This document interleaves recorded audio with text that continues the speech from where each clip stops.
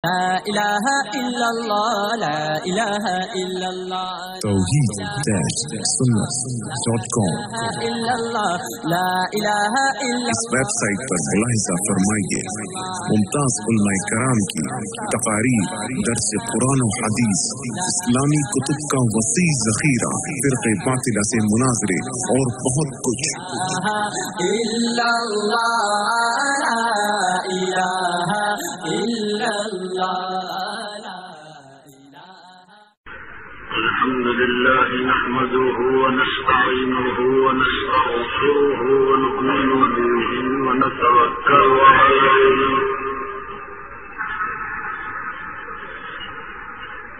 ونعوذ بالله من شرور أنفسنا ومن سيئات أعمالنا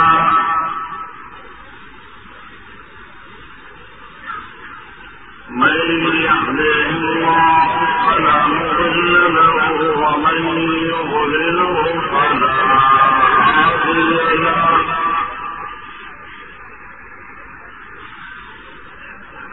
ونشهد أن لا إله إلا الله وحده لا شريك له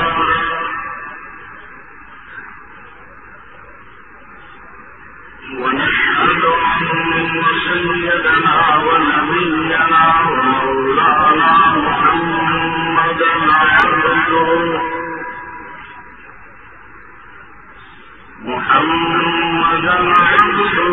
ورسوله صلى الله تعالى عليه وعلى آله وأزواجه وأصحابه وبارك وسلم تسليما كثيرا كثيرا.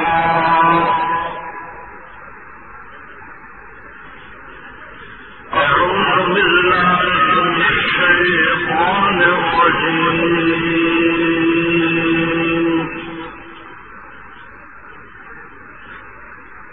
بسم الله الرحمن الرحيم.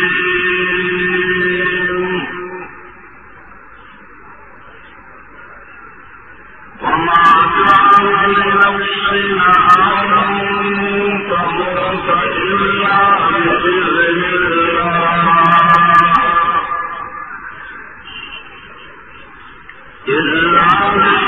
الله كتابا مؤجلا. ومن يرد ثواب الدنيا نؤته منها ومن يرد ثواب الآخرة نؤته منها وسنجزي الشاكرين.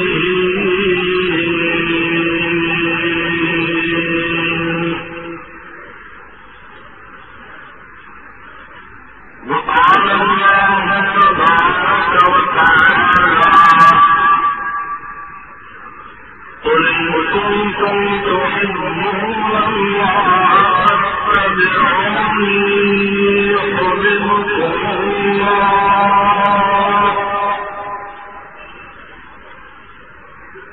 ويغفر لكم ذنوبكم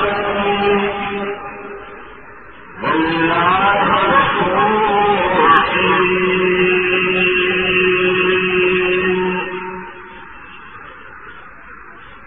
قل أطيعوا الله والرسول فإن تولوا فإن الله لا يحب الكافرين.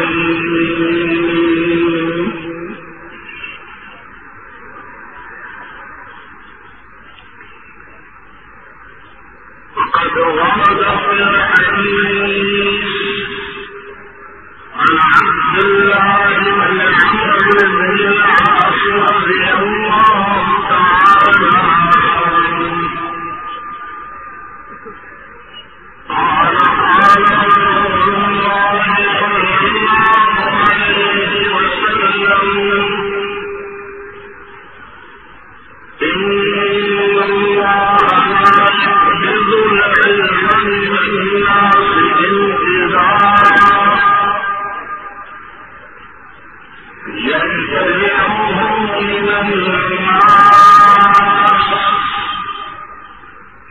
ويأتي يقبض العلم بقبض العلماء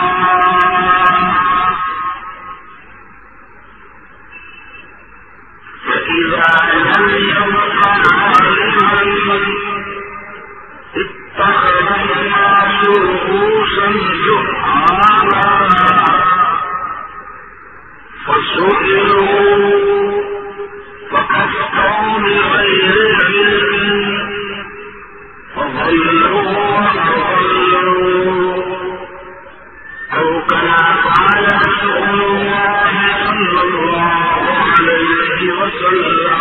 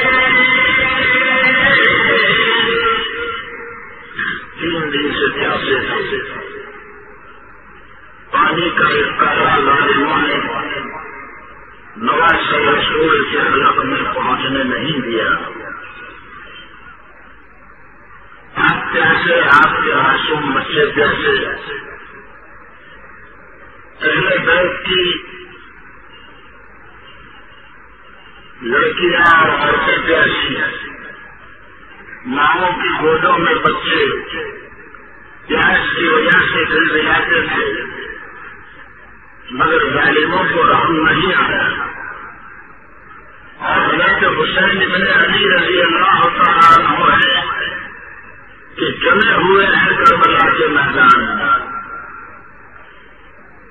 جو نشان تشنا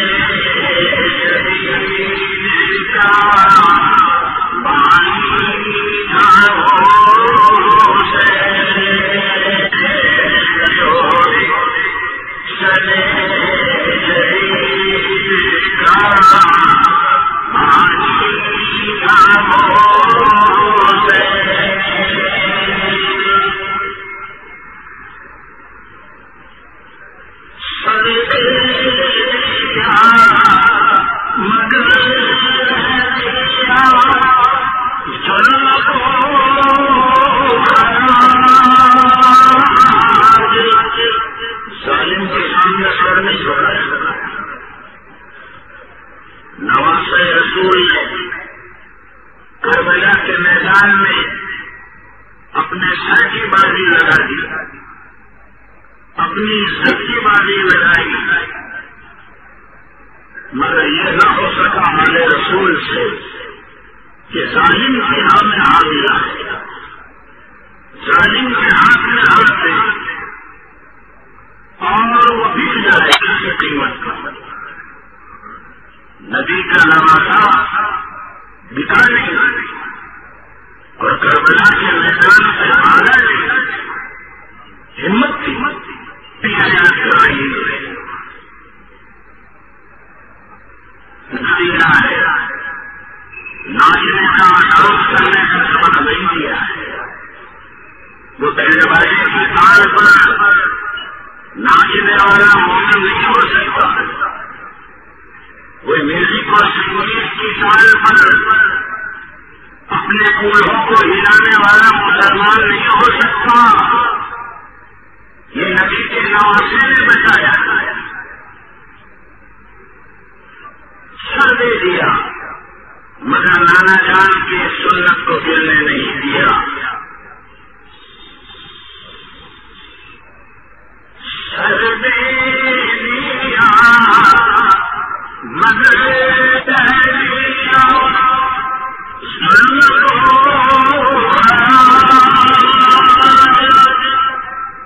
جس کے لوگوں نے تمام امتوں کی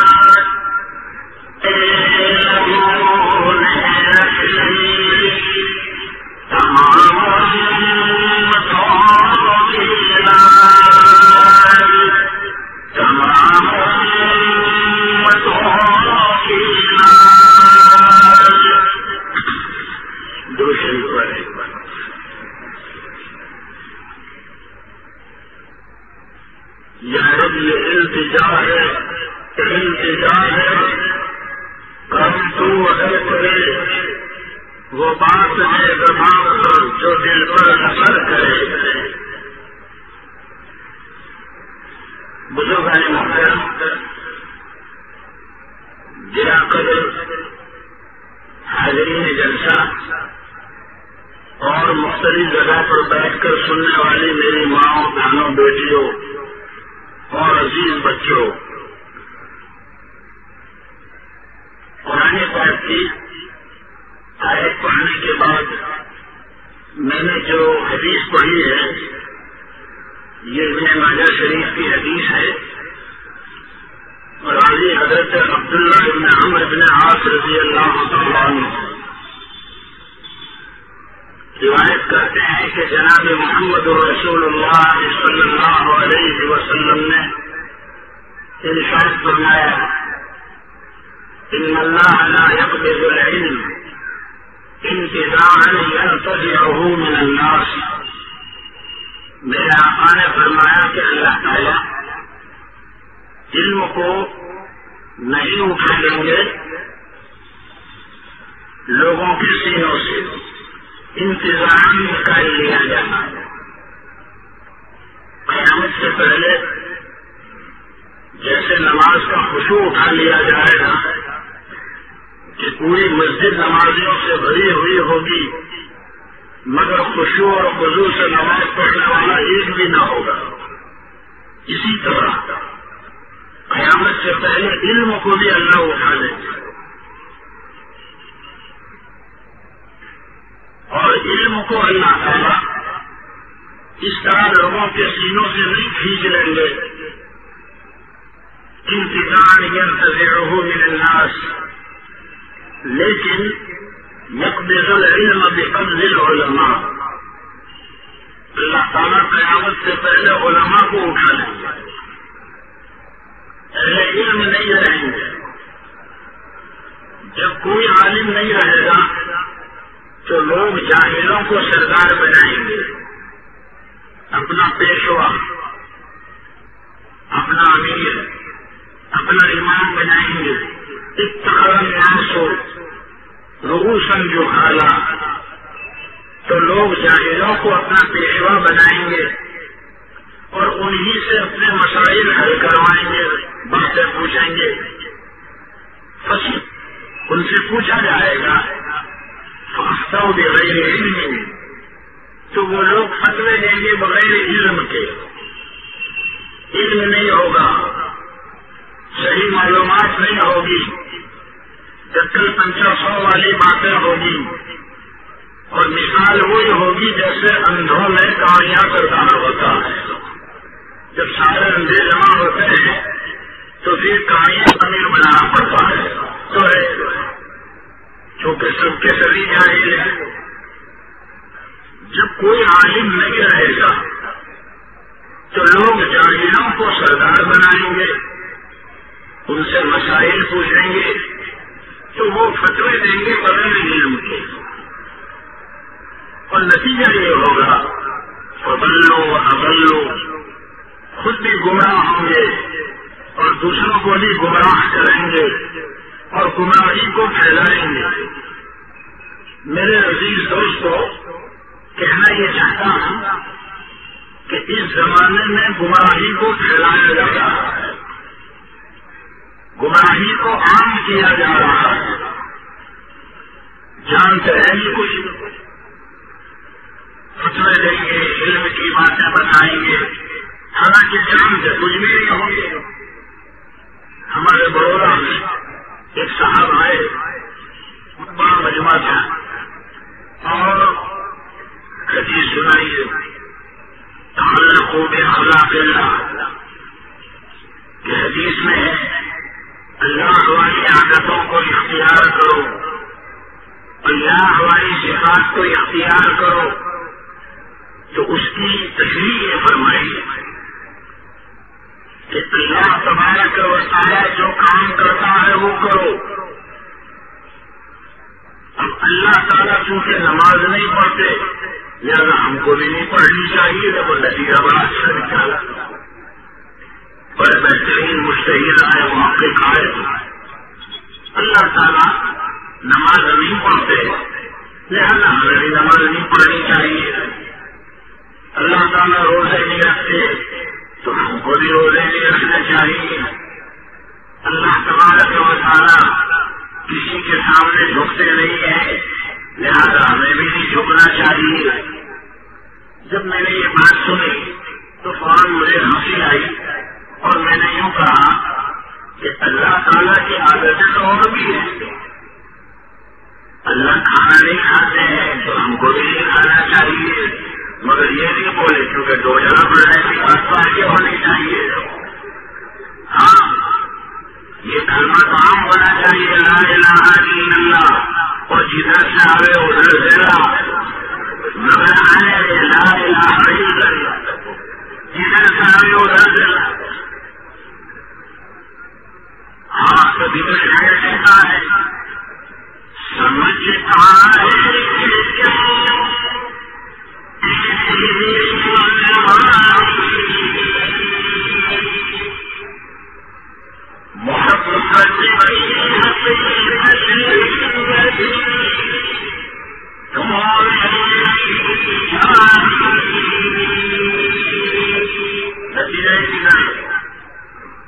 تو میں نے کہا اللہ تعالیٰ تو کھاتے بھی نہیں ہے تو کھانا نہیں کھانا چاہیے، اللہ پیتے نہیں ہے تو پینے تعالیٰ سوتے نہیں ہے تو سونا بھی نہیں چاہیے.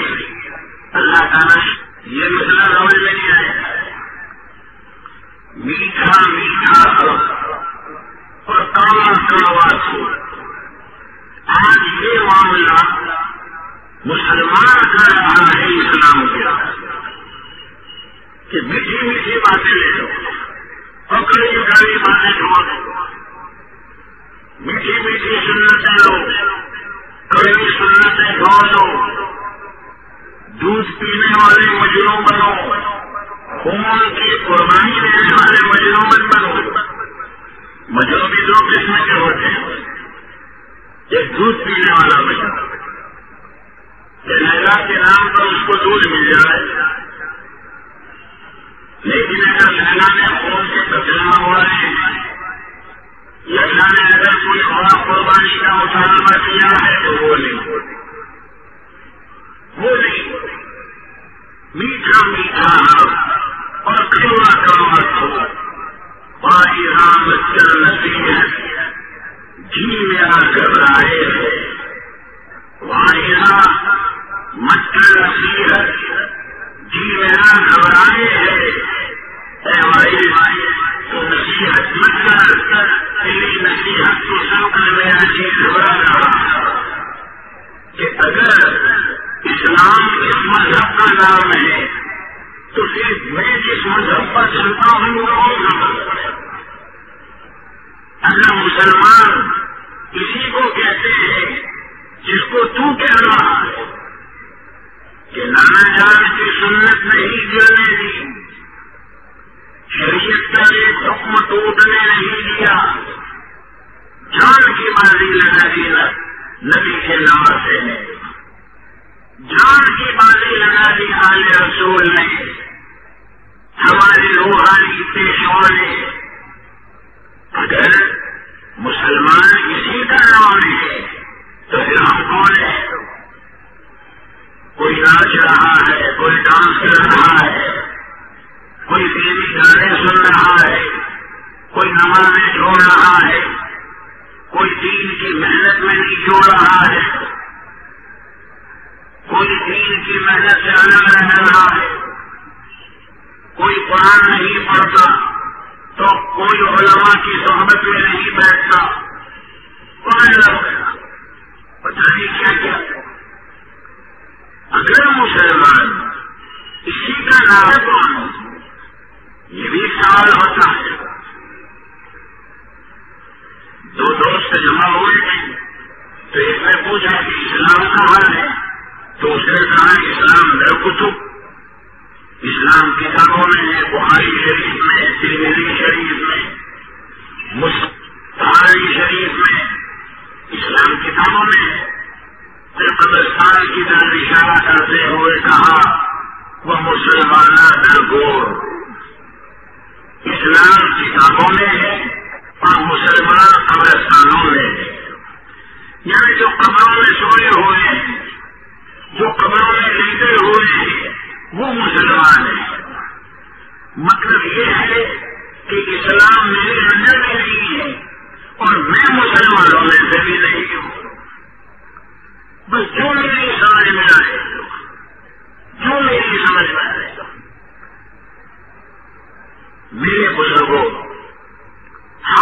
یہی ہوگی. ایک روز چمن میں بلبل جا بیٹھا، ایک روز چمن میں بلبل جا بیٹھا، رو رو کر وہ یہ کہتا تھا، ہر شام میں الو آ بیٹھا، انجام گلستان کیا ہوگا. ہم تو ڈوبے ہیں صنم، تم کو بھی نہیں ڈوبے گے، ہم تو کسی کام کے ہی نہیں تھے. میرے آقا نے فرمایا فَأَفْتَوْا بِغَيْرِ عِلْمٍ، وہ فتوا دیں گے بغیر علم کے، خود بھی گمراہ ہوں گے اور دوسروں کو گمراہ کریں گے. ایک اور صاحب آئے ہمارے بڑودا میں، شہید کربلا کے واقعات سنا رہے تھے. اس نے ایک واقعہ یہ سنایا، حضرت امام حسین رضی اللہ تعالیٰ عنہ بچے ہیں، سفر کھانا ہے، سفر تاخیر میں رکھا ہوا ہے، کوئی ٹیبل اور میز ہے نہیں جس پر پاؤں رکھنا چل سکے. قرآن چاہیے 4-5، تو نبی کے نواسے نے وہ قرآن زمین پر رکھے، ایک پڑھے اور اس پر پاؤں رکھ کر وہ سفر لے لیا.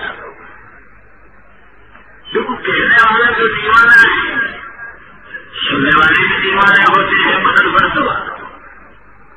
اس امام حسین نے قرآن شریف پر پاؤں رکھ کر سفر لے لی.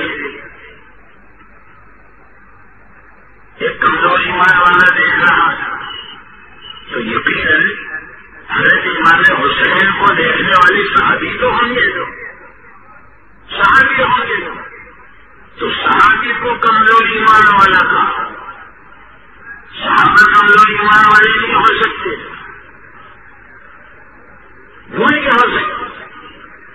خیر حسین بن علی کو یہ کام کرتے ہوئے دیکھ کر شک میں پڑ گئے کہ حسین نے قرآن پر پاؤں رکھ کر سفر لے لیا. بات سمجھ میں نہیں آئی.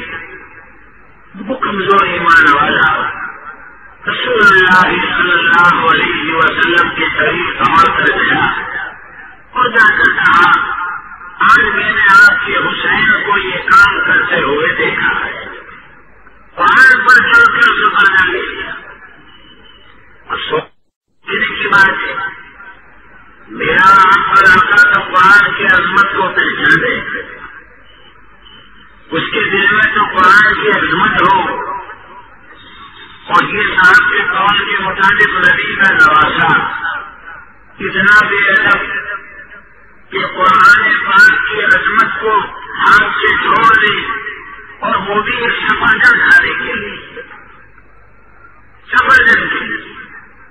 سوچنے کی بات ہے، ہمارے بیٹے کے ہاتھ میں سے قرآن گر جائے تو پتہ نہیں کتنے دن تک روتا رہے، کتنا کفارہ دیتا رہے، توبہ کرتا رہے، اللہ کے سامنے روتا رہے، کیونکہ قرآن ہے. اور ادھر نبی کے نواسے ہیں کہ ان کے دل میں قرآن پاک کی کوئی عظمت نہیں. خیر انہوں نے جب رسول اللہ صلی اللہ علیہ وسلم کے سامنے جا کر کہا تو میرے مدنی آقا نے فرمایا، جس کام کو میرے حسین نے کیا ہے اس کو دیکھ کر تو شک مت کر، میرے حسین نے جو کیا وہ برابر کیا. حسین کا پاؤں قرآن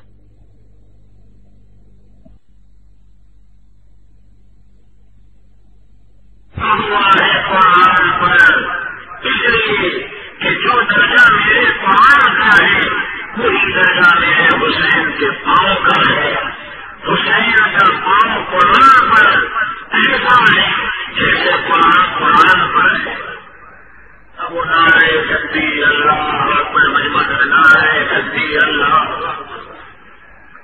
سورت والوں مبارکبادی دیتا ہوں کہ عام حضرات نے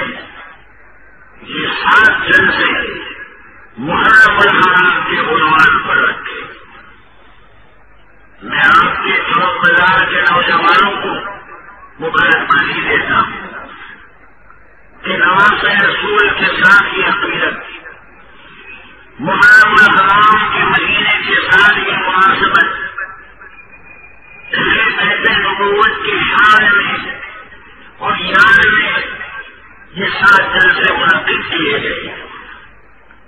مجھ سے پہلے 4 بزرگ حاضر ہے، مجھے معلوم نہیں انہوں نے کیا کہا۔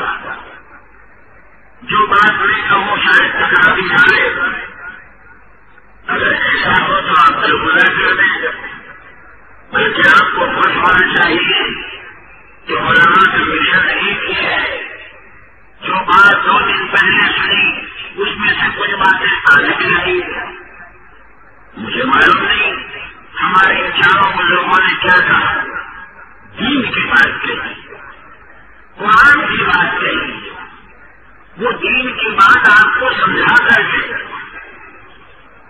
مجھے بھی نوجوانوں نے دعوت دی اور مجھے یہ سب سے بڑی سزا دی کہ تیرا بیان 1 دن نہیں چلے گا، 3 دن تک آنا پڑے گا۔ 1 دن نہیں، 3 دن۔ یہ ہمارے اچھا کام 3 دن تو مشکل سے بہت لوگوں کو سمجھایا۔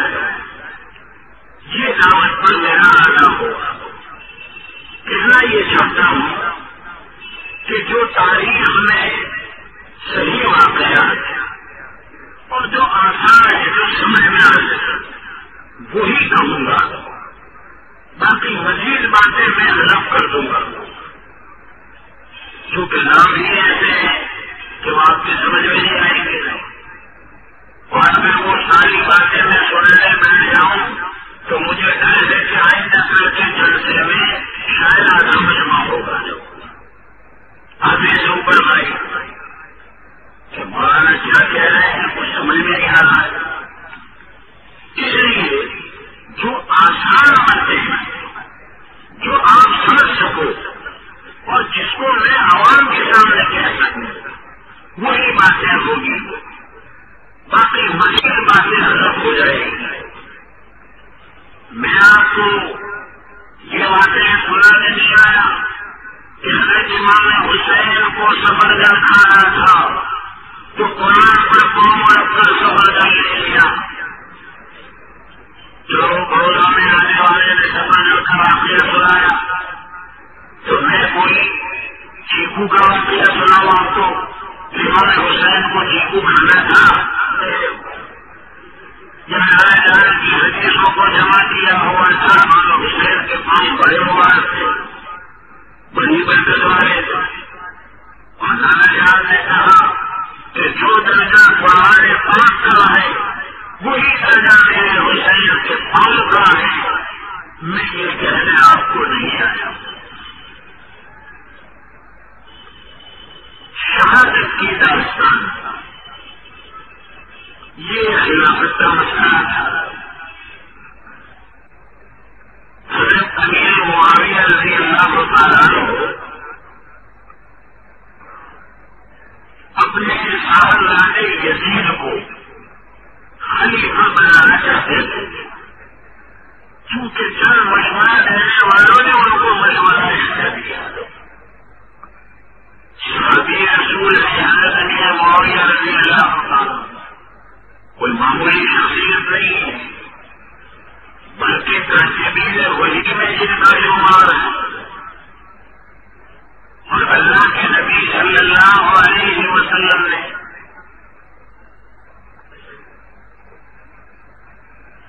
ان کے لیے دعا فرمائی ہے۔ وہ حضرت امیر معاویہ رضی اللہ تعالیٰ تو معراج سورت کے بیان میں حضرت امیر معاویہ رضی اللہ تعالیٰ عنہ کو کچھ قرآن کہنے کے لیے نہیں آیا، اور ہمیں حق بھی نہیں کسی صحابی کے شان میں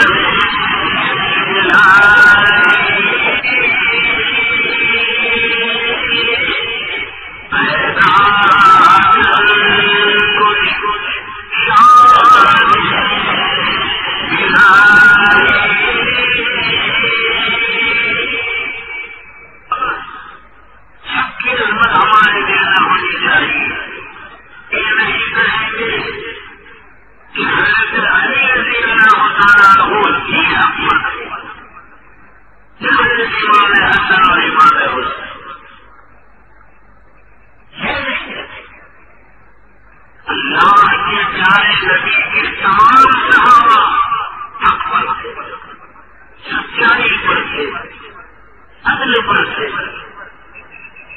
جس کو میرے آقا نے خود سند دی ہے، خود سرٹیفکیٹ دیا ہے، اصحابی کالنجوم فبأيهم اقتديتم اقتديتم، میرے تمام صحابہ ستاروں کی طرح روشن ہیں، ان میں سے تم جن کا بھی اختیار کر لو گے ہدایت پا جاؤ گے۔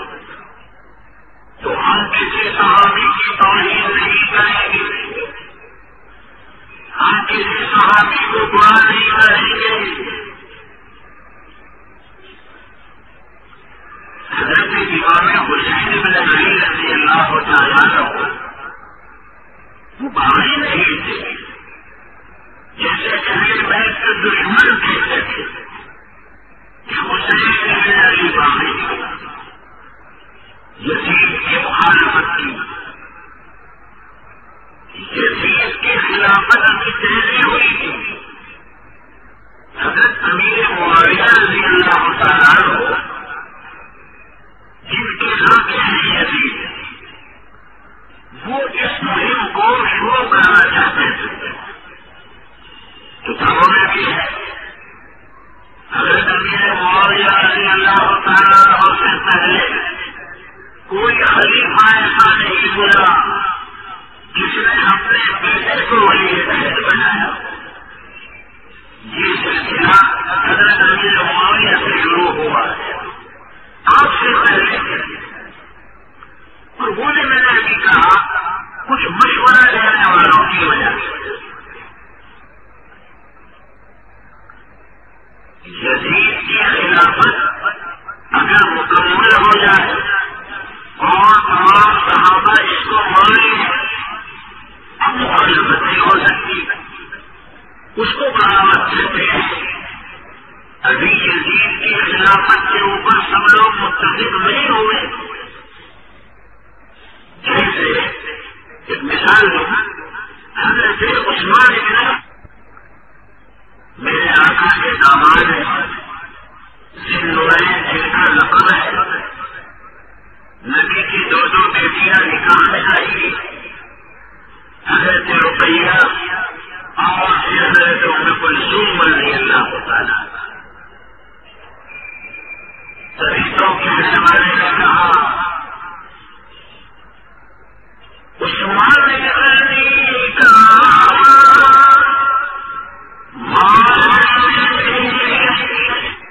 عثمان غنی کا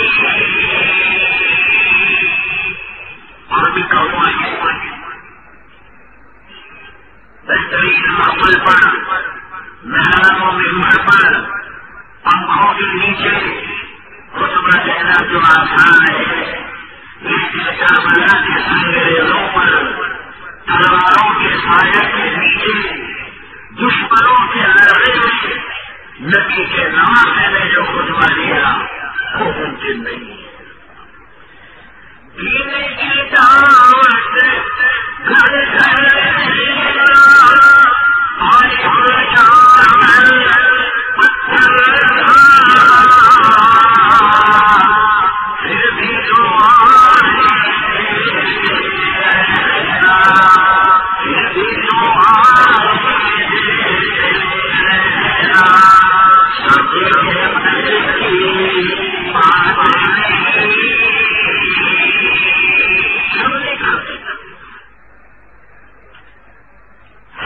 عثمان بن عفان رضی اللہ تعالیٰ عنہ کو شہید کیا گیا۔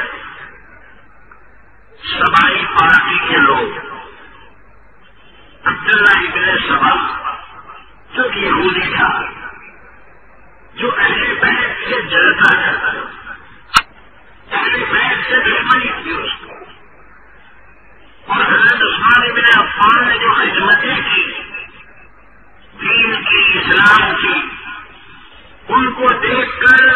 مجرمہ آدمی ہے ہمارے زمانے میں بھی جس بزرگ نے دین کی خدمت کی، اسلام کی خدمت کی، مسلمانوں کو دین سکھایا، قربانی کا دین، انگریزوں نے ان کو بدنام کیا.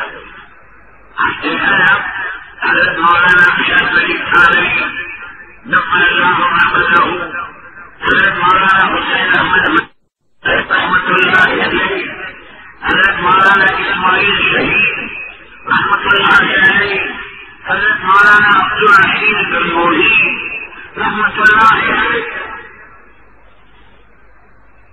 اور سب سے اخیر میں حضرت مولانا محمد زکریا مہاجر مدنی رحمۃ اللہ علیہ.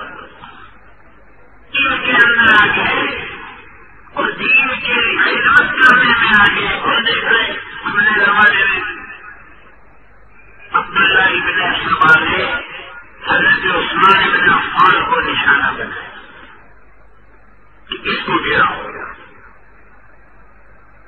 اور مدینہ میں حضرت عثمان ابن عفان کے خلاف جہاں الزام لگائے،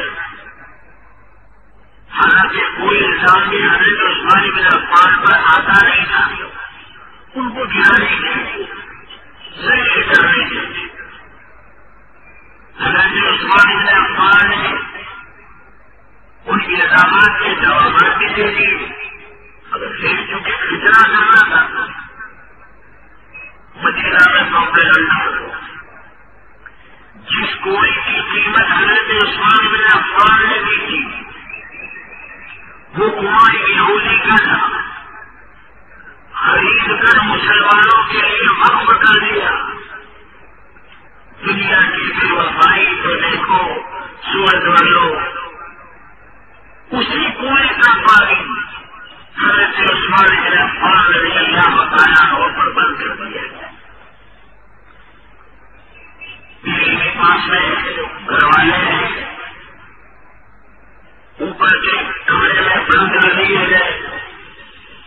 باہر نکلا ہے حضرت علی رضی اللہ تعالیٰ عنہ نے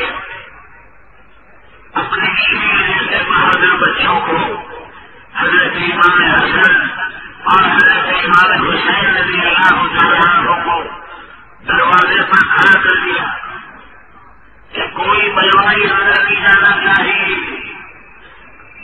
اور میں تمہیں معاف نہیں کروں گا، اپنے عقیدے کی حفاظت کرو. حسن اور حسین دروازے پر کھڑے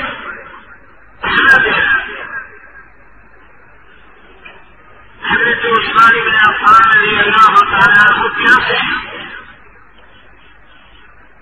ایک خواب دیکھا. خواب میں زیارت ہوئی جناب محمد رسول اللہ صلی اللہ علیہ وسلم کی. ہم بھی چاہتے ہیں کہ زیارت ہو یہ اچھا ہے. توحید-sunnah.com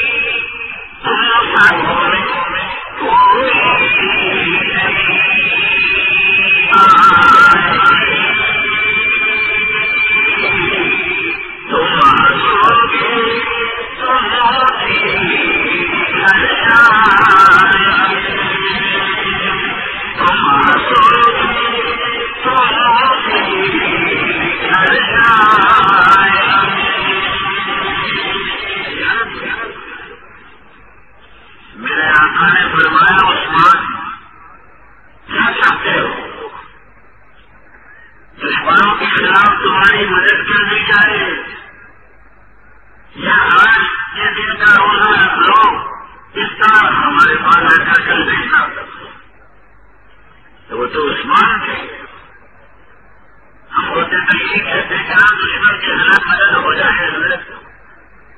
ابھی تو 10 سال میں زندہ رہوں تو بہت اچھا، جیسے شاید بہت بڑی دھار ڈالے گا دین کی خدمت کرے نا دیکھو. ہم مدد نہیں کہتے کہ 10 سال زندہ رہوں تو اچھا ہے.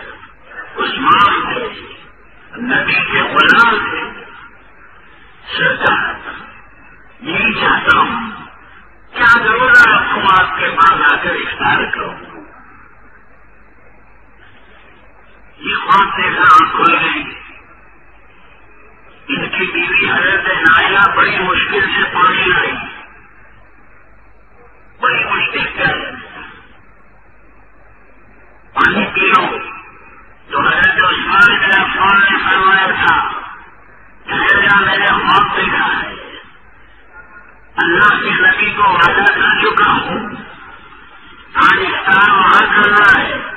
شہری کا وقت باقی ہو تو میں پانی پیوں دے. تو دیکھا صبح صادق شروع ہو چکی، شہری کا وقت نکل چکا تھا. فرمایا مجھے پانی نہیں پینا ہے، میں وعدہ کر چکا ہوں کہ آج کے دن کا روزہ افطار وہاں کروں گا. پانی نہیں پیا تو اسی دن بلوائیوں نے شہید کیا ہے آپ کو. حضرت محمد ابن ابو بکر رضی اللہ تعالیٰ عنہ کو پہلے آگے کیا. منافقوں کی ہر جگہ یہ چال ہوتی ہے کہ ان کے آدمی سے ان کو بٹھاؤ، یہ چال ہوتی ہے. اتنا غلط باتیں کہہ کر حضرت محمد ابن ابو بکر کو آگے کیا. حضرت عثمان کی داڑھی پکڑی، قریب تھا کہ مار دیتے تو حضرت عثمان کی آنکھوں میں سے آنسو نکلے. صاحب نہ چھوڑ دے اس داڑھی کو، تیرے والد محترم اس داڑھی کا بہت اکرام کیا کرتے تھے. اگر تمہارے والد اس منظر کو دیکھ رہے تھے تو ان کے دل کو ٹھیس پہنچتی. صاحبزادے یہ کیا کر رہے ہو؟ تو داڑھی چھوڑ دی اور کب کبھی آئی ہوگی آبادی ہو. سباری پارٹی کے لوگوں نے شہید کر دیا حضرت عثمان بن عفان کو. حضرت کی شہادت کے 3 دن کے بعد تمام صحابہ نے متفق ہو کر حضرت علی رضی اللہ تعالیٰ عنہ کو خلیفہ بنایا. یہ خلافت طے ہو گئی، اب مخالفت نہیں ہو سکتی کیونکہ تمام صحابہ نے مل کر خلیفہ بنایا. یہ صورت یزید کے ساتھ نہیں تھی. دیکھو جو کہنا چاہتا ہوں، یزید کو اگر کوئی خلیفہ مانتے تھے تو اس کے 2-4 چمچے ہر جگہ ہوتے ہیں، وہ کھا لینا میرے یہ حضور یہ حضور حکم صاحب پر نام تو آپ کا ہی رہے گا، نام تو آپ کا ہی رہے گا. یزید کو خلیفہ بنایا تھا اس کے 2-4 سرجوں نے، سب صحابہ نے نہیں. تمام صحابہ کا رجحان تو حضرت حسین بن علی رضی اللہ تعالیٰ عنہ کی طرف، کیونکہ حضور کے نواز متقیوں کے سردار پرہیزگار آل رسول وہاں خلیفہ حضرت علی طے ہو چکے تھے. اوپر یزید سے اوپر سے کہہ رہا ہوں، وہ خلافت طے ہو چکی تھی. مگر یہ سبھی پارٹیوں نے فکرا مارا. بعض مرتبہ ہمارے بھائی کہتے تھے کہ یہ اتنا ہوا کیوں مارا، پر وہ اس زمانے میں تو یاد رکھو صحابہ فتنہ کرنا نہیں چاہتے تھے. صحابہ میں آپس میں دشمنی نہیں تھی، یہ سبھی پارٹی کے لوگوں کی شرارت کہ کچھ ادھر ہو گئے کچھ ادھر ہو گئے. انہوں نے کچھ ان کو چڑھایا، انہوں نے کچھ ان کو چڑھایا. یہ شکل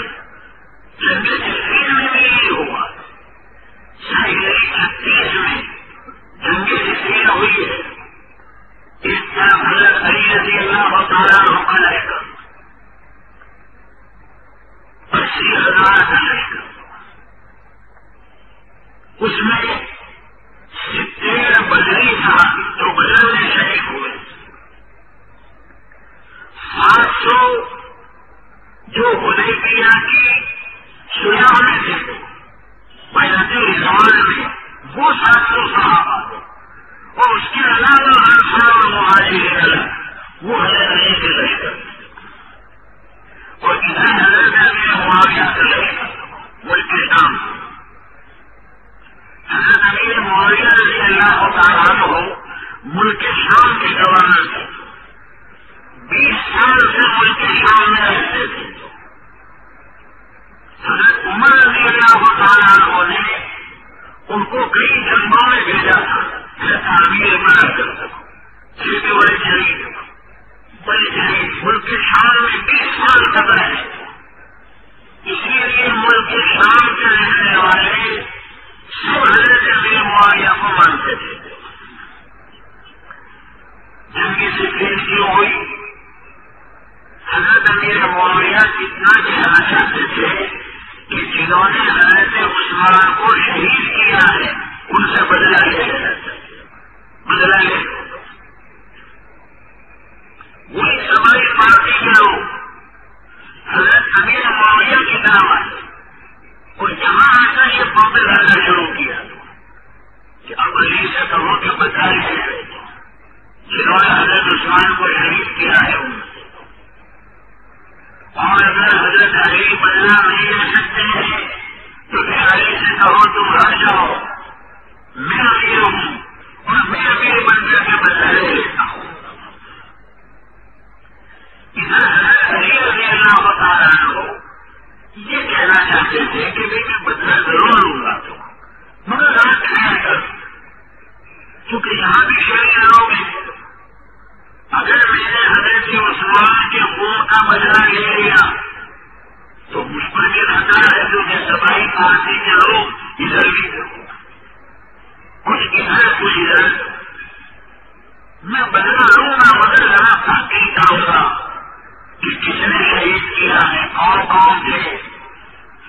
حضرت عثمان بن عفان کی بیوی سے پوچھا تو بتانے سے انکار کیا کہ میں نہیں پہچانتی یہ تھے کہ وہ تھے کون، تو حضرت علی کا کہنا بھی برابر تھا کہ میں بدلہ لوں گا مگر ٹھہر کر۔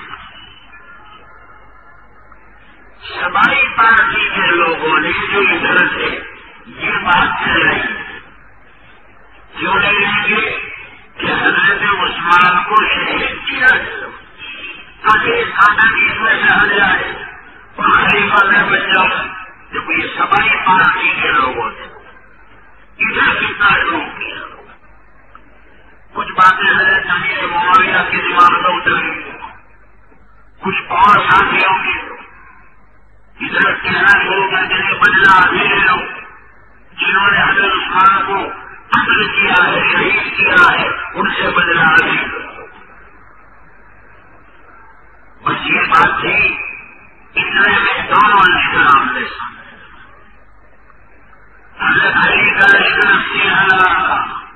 ادھر حضرت امیر معاویہ کا لشکر سمر کے شام کا رہنے والے، سرحدی 36 میں آئے، پھر سرحدی 37 میں آئے، لڑائی ہوئی نہیں، معمولی جھڑپ ہوتی تھی، 2-4 ادھر سے نکلتے تھے، 2-4 ادھر سے، 2-4 مکے یوں مارے، 2-4 مکے یوں مارے، وہ ادھر چلے گا تو ادھر تک، بس اتنا تو سرحدی 8 میں پھر یہ دونوں لشکر آئے، وہ سمجھ پڑا تھی دونوں طرف، اوپر پہ گھٹا ادھر بھی، اوپر پہ گھٹا ادھر، سرحدی 38 میں خون جنگ ہوئی اور وہ جنگ اتنی آگے بڑھی، اتنی بڑھی کہ اس میں کئی صحابہ شہید ہوئے اور امیر معاویہ کے لشکر کے کئی ساتھی تھوڑے رہے، میدان حضرت علی کے ہاتھ میں رہا۔ حضرت علی بھی سمجھ چکے تھے کہ میدان میرے ہاتھ میں ہے، وہ کافی لشکر والے قتل ہو چکے ہیں، اپنے لشکریوں کے سامنے آؤ، اب پوری ہمت کے ساتھ میدان میں اتر جاؤ، اب میدان تمہارے ہاتھ میں۔ حضرت امیر معاویہ نے سوچا کہ اب کیا کریں، تو اس زمانے میں مشہور اور مدبر سیاستداں حضرت عامر بن العاص، جو سن 8 میں ایمان لائے تھے، بڑے عقل مند، حضرت امیر معاویہ نے ان سے مشورہ کیا کہ کیا کرنا ہے، لشکر تو اخیر نمبر پر ہے۔ تو حضرت عامر بن العاص نے بڑی اچھی ترکیب بتائی کہ یہ ترکیب تو میرے ذہن میں پہلے سے ہی کہ ہم حضرت علی کے لشکر والوں کے سامنے قرآن کو پیش کریں کہ بھی جنگ بند کر لو، بہت مویزی ہو چکی ہے، اب قرآن کریم کو بیچ میں رکھ کر ہم صلح کرتے ہیں اور قرآن کو اپنا حکم بناتے ہیں۔ تو قرآن پاک کو جب ہم حکم بنائیں گے تو حضرت علی کے لشکر والے قرآن کو دیکھ کر رک جائیں گے، تو اب تلوار نہیں چلائیں گے، اور جو ہمارا مقصد ہے وہی پورا ہو جائے گا۔ اور میں اس ترکیب چلوں گا، تو حضرت امیر معاویہ کو یہ رائے پسند آئی۔ دوسرے دن جب میدان میں ملک کے شام والے آئے تو اس کا وہاں قرآن پاک جو دمشق میں تھا، جیسے ہمارے بڑودا میں ہے، بڑودا کی جامع مسجد میں بھی آپ نے دیکھا ہوگا وہاں قرآن شریف ہے، اس کا ایک پارا اٹھانے کے لیے 4-5 آدمی چاہیے، تو اس کا ایک پارا اٹھ سکتا ہے۔ اور سونے خواجہ غوث محمد نے اس نے بھی کمال کیا ہے، ایسا قرآن دمشق میں تھا تو 5-6 رشتہ والے اس کو اٹھا کے آئے میدان میں کہ جنگ کر لو، قرآن کو حکم بناؤ، قرآن کا فیصلہ ہمیں منظور ہوگا۔ اور بڑے قرآن کے حضرت علی کے لشکر والوں نے دیکھا یہ تو قرآن کو حکم بنا رہے، تو یہ تو ہم بھی چاہتے ہیں، لہٰذا جنگ بند کر دو۔ جنگ بند کر دی گئی۔ حضرت امیر معاویہ نے بھی کچھ دیکھا حضرت علی کو، خوریزی بہت ہو گئی ہے، کہیں ایسا نہ ہو کہ اس میں سے اور تم پکڑے جائیں، لہذا متفق ہو کر ایک بات طے کر لی جائے اور قرآن کو حکم بنایا جائے۔ حضرت علی نے بھی اس بات کو مان لیا، دونوں طرف سے حکم مقرر کیے گئے۔ حضرت علی کی طرف سے حکم حضرت ابو موسیٰ اشعری اور حضرت امیر معاویہ کے لشکر والوں کی طرف سے حضرت عامر بن العاص، یہ دونوں حکم والے بیٹھے، بڑی چیز کی کچھ لڑائی طے کی۔ اس میں یہ طے ہوا کہ امت میں اتفاق رہے اور یہ دشمنی ختم ہو جائے، اسے ہم ایک بات طے کرتے ہیں کہ تم حضرت علی کو بھی خلافت سے ہٹا دو اور ہم حضرت امیر معاویہ کو بھی ہٹا دیتے ہیں، اور مسلمان ایک ہو کر جس کو بھی مناسب سمجھے خلیفہ بنا دے۔ یہ بات طے ہو گئی، تومت الجندل جگہ طے ہوئی۔ بخاری شریف میں ہے جب یہ حدیث، بخاری شریف میں ہے تومت الجندل جگہ طے کی گئی کہ بھیا اعلان کرو، کئی صحابہ کو دعوت نامے بھیجے، سب آئے۔ حضرت عامر بن العاص اچانک نکلے، انہوں نے حضرت ابو موسیٰ اشعری سے کہا پہلے تم اپنا فیصلہ سناؤ۔ حضرت ابو موسیٰ اشعری کھڑے ہوئے اور کہا امت میں اتفاق رہے، مویزی بڑھ ہو، لہذا یہ شکل ہے کہ میں حضرت علی کو معذور کرتا ہوں خلافت سے، اور مسلمان جس کو بھی مناسب سمجھے متفق ہو کر اپنا امیر بنا دے۔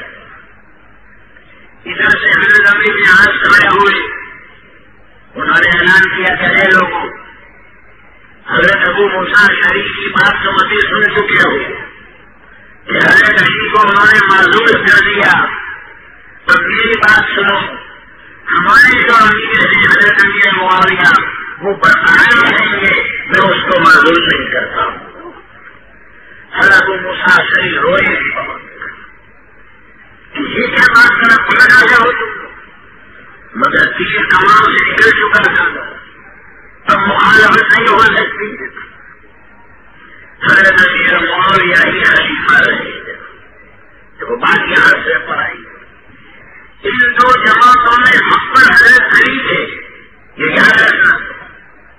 یہ بھی بخاری شریف میں ہے کیونکہ حضرت عمار بن یاسر حضرت علی کے لشکر میں تھے اور ان کو مارا تھا حضرت امیر معاویہ کے لشکر والوں نے. میرے آقا نے پہلے سے فرمایا تھا کہ اے عمار افسوس ہے تجھے نافرمانی کرنے والی جوان قتل کرے گی اور جو اللہ کے باغی ہوں گے وہ تجھے شہید کریں گے. تو حضرت امیر معاویہ کے ساتھیوں نے حضرت عمار بن یاسر کو شہید کیا. اس سے صحابہ نے یہ بات سمجھ لی کہ حضرت علی حق پر تھے جو میرے آقا کے داماد تھے. سورت والوں اسی طرح ہم بھی اعلان کرتے ہیں کہ جیسے حضرت علی رضی اللہ تعالیٰ عنہ حق پر تھے حضرت امیر معاویہ سے جنگ کرنے میں اسی طرح حضرت علی کے راستے دیگر حضرت امام حسین رضی اللہ تعالیٰ عنہ بھی حق پر تھے یزید کے سامنے حق پر نبی کے نواسے تھے جن کے بارے میں میرے آقا نے فرمایا الحسین منی وأنا من الحسین الحسین شمس من الأنبار رحمت صلی اللہ علیہ وسلم نے ارشاد فرمایا حسین مجھ سے میں حسین سے حسین کی اولاد میں سب سے بڑے درجے میں رحمت صلی اللہ علیہ وسلم نے ان کے بارے میں یہ بشارت کی.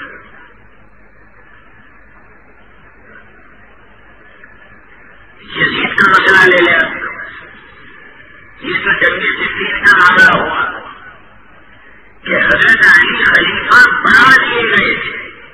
اب مخالفت نہیں ہو سکتی حضرت علی کی لیکن یزید کے ساتھ یہ شکل نہیں تھی. یزید کو تمام صحابہ نے خلیفہ نہیں بنایا تھا. ابھی میں نے کہا تو چار ارد گرد میں حلوائی لوگوں نے اور دو چار چمچوں نے حالانکہ یزید میں یہ صلاحیت نہیں تھی. یزید آوارہ تھا تیار تھا نمازوں میں سست تھا راج بازی کا شوقین تھا ریشم کپڑے پہننے کا شوقین تھا محنت رعایا کرتا تھا. میرے خیال سے اگر نواز رسول حضرت حسین بن علی رضی اللہ تعالیٰ عنہ کے سامنے اگر آج کا منظر ہوتا جو نمازوں میں سست ہے دین کی خدمت میں سست ہے اسی طرح راج بازی کے شوقین ہیں اور بینڈ بازی کے عاشق ہیں تو میرے خیال سے حضرت حسین تو یہی کہتے کہ اس زمانے میں تو مجھے ایک ہی یزید نظر آیا اور اے میرے نانا جان کا کلمہ پڑھنے والوں وہی باتیں تیار راج بازی کا شوق اسی لیے تو نبی کے نواز سے ناراض تھے. ہمارے رسول یہی تو کہنا چاہتے تھے کہ یزید تیرے کرکٹر خراب ہے تیرے حالات بگڑے ہوئے ہیں ان برائیوں کے ہوتے ہوئے تو مسلمانوں کا امیر نہیں بن سکتا. پہلے یہ خرابیاں دور کر اچھائیاں پیدا کر سلام فلاح کے معاملے بڑھا پھر سے مسلمانوں کا امیر بن سکتا ہے. نواز رسول یہی کہنا چاہتے تھے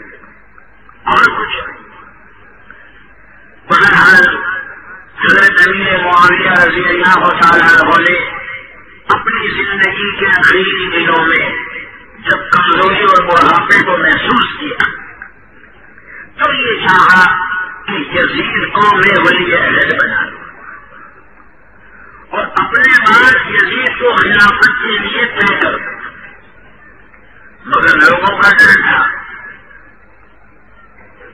حضرت تو کچھ اس سے رکھتے تھے، ہر بات اپنے بیٹے کے بارے میں کچھ نہ کچھ حسن گل رکھتا ہی ہے، اور پھر کچھ غلط مشورے لینے والوں نے بھی یہ مشورے دیے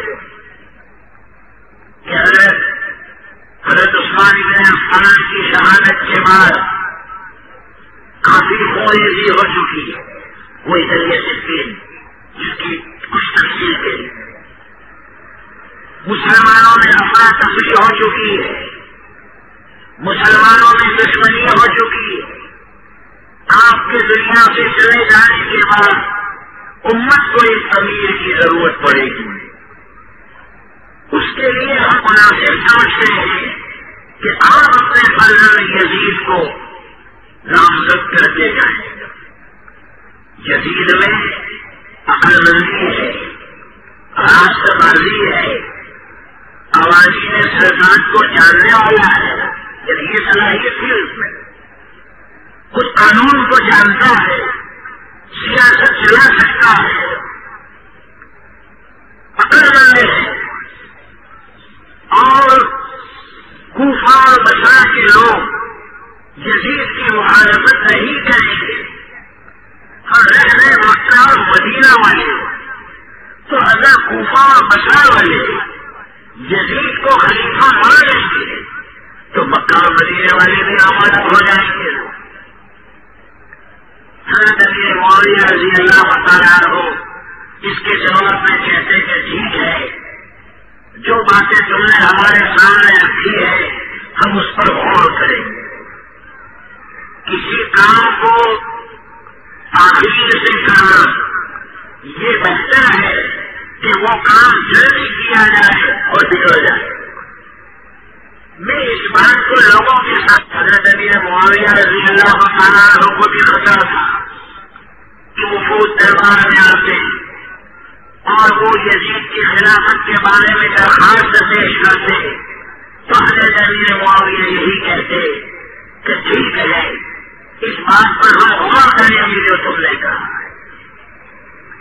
لہذا حضرت امیر معاویہ مکہ المکرمہ آئے ملک شام سے، کیونکہ حضرت امام حسین رضی اللہ تعالیٰ عنہ، حضرت عبداللہ ابن زبیر، حضرت عبداللہ ابن عمر اور حضرت عبدالرحمن ابن ابو بکر یہ چاروں اس زمانے میں مدینے میں تھے، تو حضرت امیر معاویہ اس لیے آئے مدینہ۔ اب 30,000 نے سنا کہ امیر معاویہ آ رہے کہیں زبردستی کریں گے ہم سے یزید کے بارے میں، تو لاؤ ہم مدینہ چھوڑ کر مکہ چلے گئے۔ حضرت امیر معاویہ مدینہ میں آئے، لوگوں کے سامنے یہ بات رکھی، ام المؤمنین حضرت عائشہ صدیقہ رضی اللہ تعالیٰ عنہا سے ملاقات کی۔ حضرت عائشہ نے اتنا کہا کہ مجھے یہ پتہ چلا ہے کہ آپ نے حسین بن علی کو اور عبداللہ ابن زبیر کو مارنے کی دھمکی دی ہے۔ حضرت امیر معاویہ نے فرمایا کہ ام المؤمنین یہ آپ کیا کہہ رہے ہیں؟ یہ مجھے میرے بیٹے یزید سے زیادہ پیارے ہیں اور محبوب ہیں، لیکن میں یہ چاہتا ہوں کہ میرے دنیا سے جانے کے بعد یزید کو اپنی جگہ بٹھا کر جاؤں، اس میں امت کی بہتری ہے، تو یہ لوگ بیچ میں کیوں آ رہے ہیں؟ یزید نے یہ کچھ بگاڑا ہے۔ خیر بات چیت ہوئی مگر کوئی نتیجہ نہیں نکلا۔ حضرت امیر معاویہ نے معلوم کیا کہ یہ امام حسین کا ہے، حضرت کی امام حسین پر اور حضرت ابن زبیر پر چونکہ نیک وہی تھے۔ لوگوں نے کہا کہ مکہ ہے، تو حضرت امیر معاویہ مدینہ سے پھر مکہ ہے، راستے میں جو بھی ملتے حضرت میرے معاویہ ان کے ساتھ عادت عشق کا معاملہ کرتے، سخی بھی بہت تھے، ہاتھ کھلا ہوا تھا، اور سخی آدمی سے ہر ایک کو محبت ہوتی ہے۔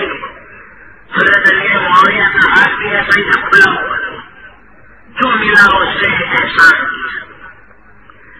مکہ آئے، اب حضرت امام حسین عبداللہ ابن زبیر اور ان کے ساتھیوں کو پتہ چلا حضرت یہاں آ رہے، تو اب کوئی متکلم سامنے سے بات کون کرے گا؟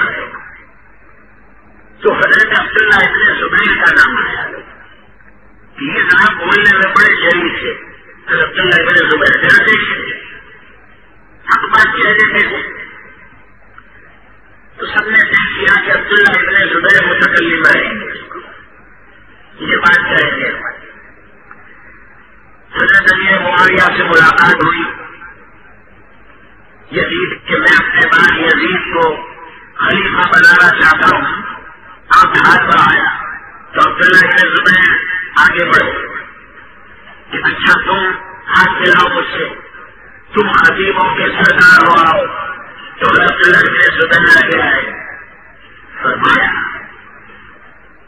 حضرت ہم آپ کے سامنے 3 باتیں پیش کرتے ہیں، 3 میں سے کوئی ایک آپ اختیار کرتے ہیں۔ نمبر 1، رسول اللہ صلی اللہ علیہ وسلم کی پیروی کریں آپ۔ رسول اللہ صلی اللہ علیہ وسلم اس دنیا سے تشریف لے گئے اور آپ نے اپنی جگہ کسی کو صراحتاً خلیفہ نہیں بنایا، صحابہ نے متفق ہو کر حضرت ابوبکر صدیق رضی اللہ تعالیٰ عنہ کو خلیفہ بنایا۔ تو آپ ایسا کریں، یہ ہم یزید کو کیوں طے کر رہے ہیں سے؟ ایک بات۔ نمبر 2، یا پھر حضرت ابوبکر صدیق کی پیروی کریں آپ کہ حضرت ابوبکر صدیق دنیا سے تشریف لے گئے تو حضرت عمر کو خلیفہ بنایا، اپنے کسی رشتے دار کو نہیں، اپنے بیٹے کو نہیں، تو آپ اپنے بیٹے کی کیوں فکر کر رہے ہو؟ 2، تیسری شکل، یا تو حضرت عمر رضی اللہ تعالیٰ عنہ کی اتباع کرو کہ حضرت عمر رضی اللہ تعالیٰ عنہ دنیا سے تشریف لے گئے اور اپنے بیٹے کو خلیفہ نہیں بنایا بلکہ شورا بنائی، 6 آدمیوں کی شورا بنائی کہ یہ آپس میں مشورے سے جس کو بھی خلیفہ بنا لے، جس کو مناسب سمجھے وہ خلیفہ ہے۔ تو آپ کی شورا بنانا چاہ رہے ہیں۔ حضرت علی معاویہ رضی اللہ تعالیٰ عنہ نے تھوڑی دیر خاموشی اختیار کی، صرف اتنا جواب دیا کہ تم نے کوئی حضرت ابوبکر صدیق کے برابر بھی نہیں ہے اور حضرت عمر کے برابر بھی نہیں ہے، اور تم باتیں کہاں کی کرتے ہو؟ ٹھیک ہے، تمہاری یہ رائے ہے، تو میری رائے یہ ہے کہ میں یزید کو اپنی جگہ مقرر کروں۔ بات ختم ہوگی، تشریف لے لے۔ حضرت امیر معاویہ رضی اللہ تعالیٰ عنہ نے ایک خطبہ دیا، فرمایا انی کذاہم مستحسن وقد طالت امارتی علیکم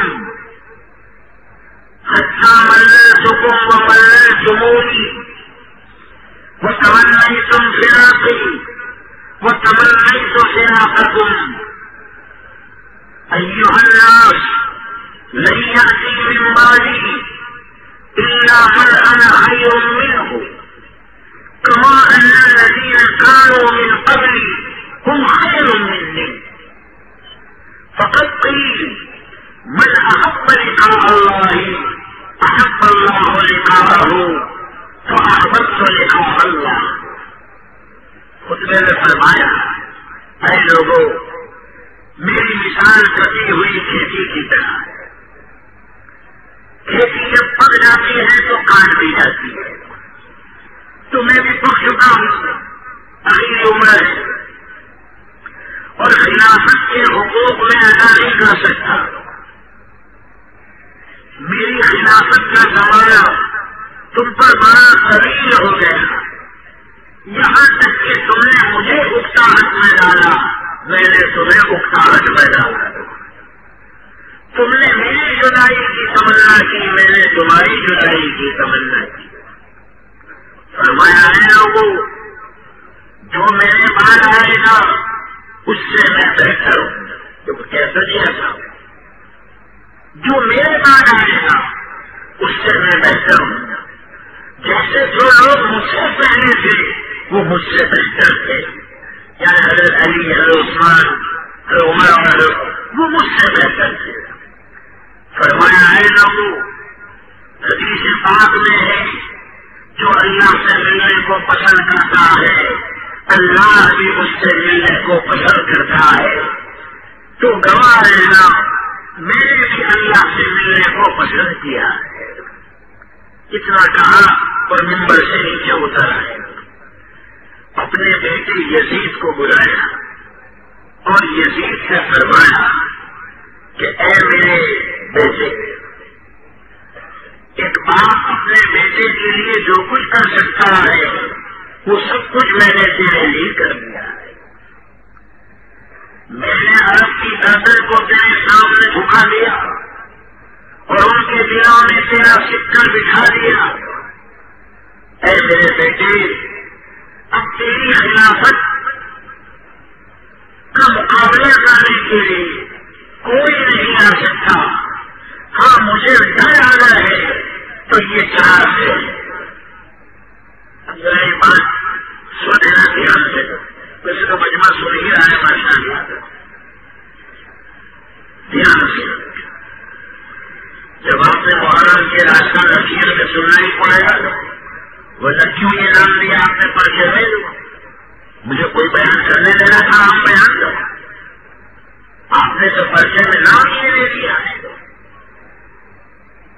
حضرت علی معاویہ رضی اللہ عنہ میں یہ کہا، اے میرے بیٹے، تیرے مقابلے نمبر 1 حسین بن علی، نمبر 2 عبداللہ بن عمر، نمبر 3 عبدالرحمن بن ابو بکر، نمبر 4 عبداللہ بن زبیر۔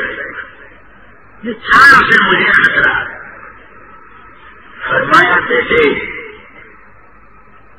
حضرت عبداللہ بن عمر وہ ایک صوفی صحابی ہے، رات دن ان کا مشورہ اللہ کی عبادت کرنا ہے، ان کو خلافت سے کوئی سروکار نہیں ہے۔ جس کے نام پر تمام مسلمان بیعت کر لیں گے تو عبداللہ ابن عمر بھی اس کو خلیفہ مان لیں گے، وہ کسی کی مخالفت نہیں کریں گے۔ عبدالرحمن ابن ابو بکر تو ان میں بھی اتنی ہمت نہیں ہے کہ تیرے مقابلے میں آئے ہو۔ ان کے سارے کام اپنے گھر کی عورتوں کے تابع ہے کہ عورت جیسا کہتی ہے وہ کرتے ہیں، تو وہ عورتوں کے تابع ہے ان کے سارے کام، وہ بھی تیرے مقابلے پر نہیں آئی، کیونکہ عورتیں ایسے کام سے ذرا چیز رہتی ہے، کہیں مقابلے پر کسی کو بھیجنا ہو تو نہیں بھیجیں گے کہ نہ کہیں ہو سکتا پیچھے نہ ہو واپس نہیں ہو، اس لیے سے دوسرے مر گئے ہیں، تم اکیلے کون ہو صورت میں ہو، ہاں سب ٹکٹ ہمارے لینے کی تو دوسرے کے لیے جان عورتیں ہوتی ہے، تو ان کے سارے کام عورتوں کے سارے عبدالرحمن بن ابو بکر کے۔ اور پھر حضرت امیر معاویہ نے فرمایا جو آج ہم کہنا چاہتے ہیں پوری دنیا والوں کو، جو لوگ حضرت امیر معاویہ کو گالی دیتے ہیں، حضرت امیر معاویہ کو غلط کہتے ہیں، وہ سن لیں۔ حضرت نے فرمایا یزید سے، اے بیٹے رہ گئے حضرت حسین بن علی تو وہ رسول اللہ صلی اللہ علیہ وسلم کے نواسے ہیں، ان کا ہم پر بڑا حق ہے، وہ بھی تیرے مقابلے پر آئیں گے نہیں، کیونکہ وہ رسول اللہ صلی اللہ علیہ وسلم کے بدل کے جزو ہے، ان کو دنیا سے کوئی مطلب نہیں۔ ہاں اگر عراق والے ان کو ابھاریں گے تو شاید وہ تیرے مقابلے پر آئیں گے۔ اے میرے بیٹے، اگر حسین میرے علی پر آ جائے تو ان سے درگزر کرنا، ان کے حقوق کو ادا کرنا، ان کی درخواست کو منظور کر لینا، اس لیے کہ ان کا ہم پر بڑا حق ہے۔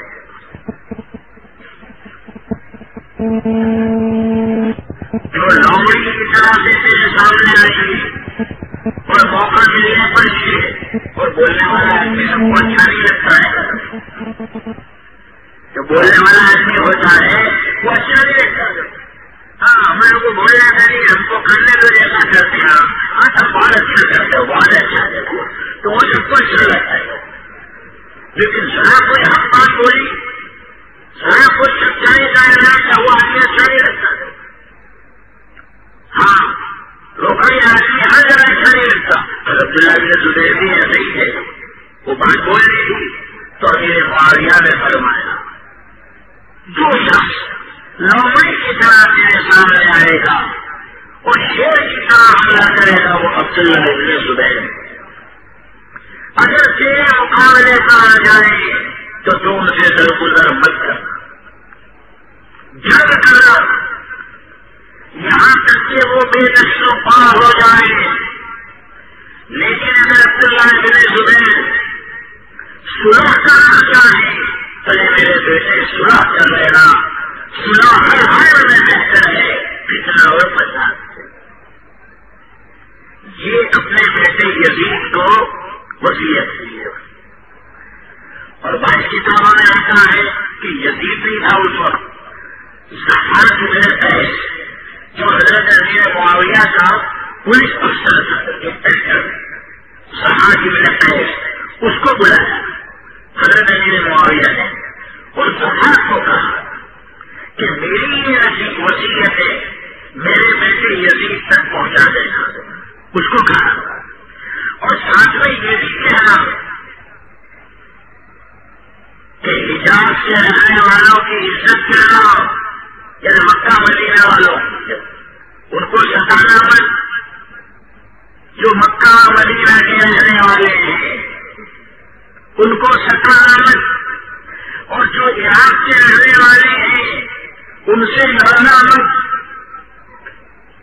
اس کے تو بڑے طریقے ہیں لوگ عراق والے، اور آج بھی الحمدللہ وہی ہے، یاد رکھنا، آج بھی حالات وہی ہے، ان سے لڑنا۔ اگر عراق والے یہ درخواست رکھے کہ ایک دن میں 1000 گورنروں کو ہٹا دو تو بیٹے ہٹا دینا، ان سے الجھنا مت۔ یہ بہتر ہے کہ تیرے مقابلے پر لاکھوں تلواریں جان میں سے نکل جائیں، اور ملک شام کے والوں کو اپنا معاون سمجھنا، اپنا ہمدرد سمجھنا۔ جب دشمن کسی دشمن کا خوف ہو تو ملک شام میں رہنے والوں سے مدد طلب کرنا، اور جب دشمن بھاگ جائے اور تجھے کامیابی مل جائے تو پھر ملک شام کے دوسری جگہ رہنے مت دینا، کہیں ان کی حالتیں خراب نہ ہو جائے۔ اور حضرت امیر معاویہ رضی اللہ تعالیٰ عنہ کا 60 میں انتقال ہو گیا۔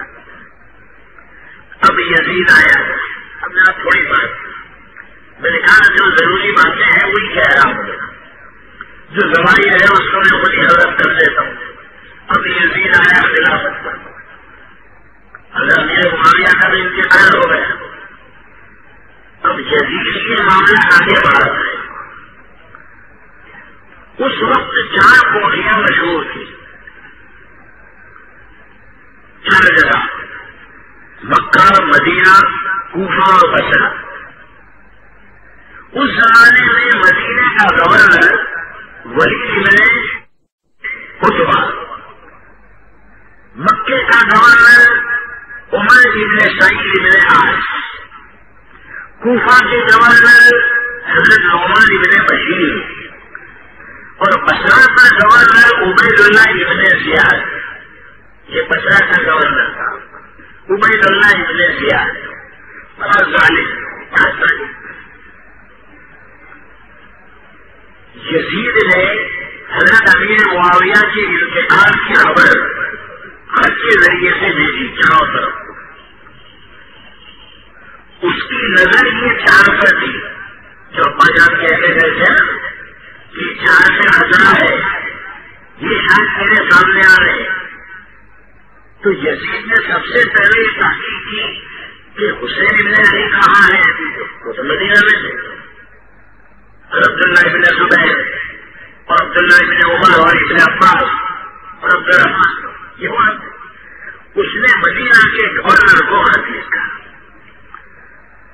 اس خط میں لکھا کہ حضرت امیر معاویہ رضی اللہ تعالیٰ عنہ دنیا سے تشریف لے گئے اور حضرت نے اپنی جگہ خلافت کے لیے مجھے نامزد کیا تھا. لہذا اب تم مدینے والوں کو جمع کرو اور میری خلافت پر بیعت لے لو. یہ خط مدینے کے گورنر پر آیا ولید ابن عثمان کے پاس. تو ولید کا مرید تھا مروان ابن حکم. یہ بھی دشمن تھا اہل بیت کا. تو ولید نے مروان ابن حکم سے مشورہ کیا وہ خط کے بارے میں کہ یہ خط آیا ہے یزید کا اور وہ خلافت کے بارے میں بحث کرنا چاہتا ہے.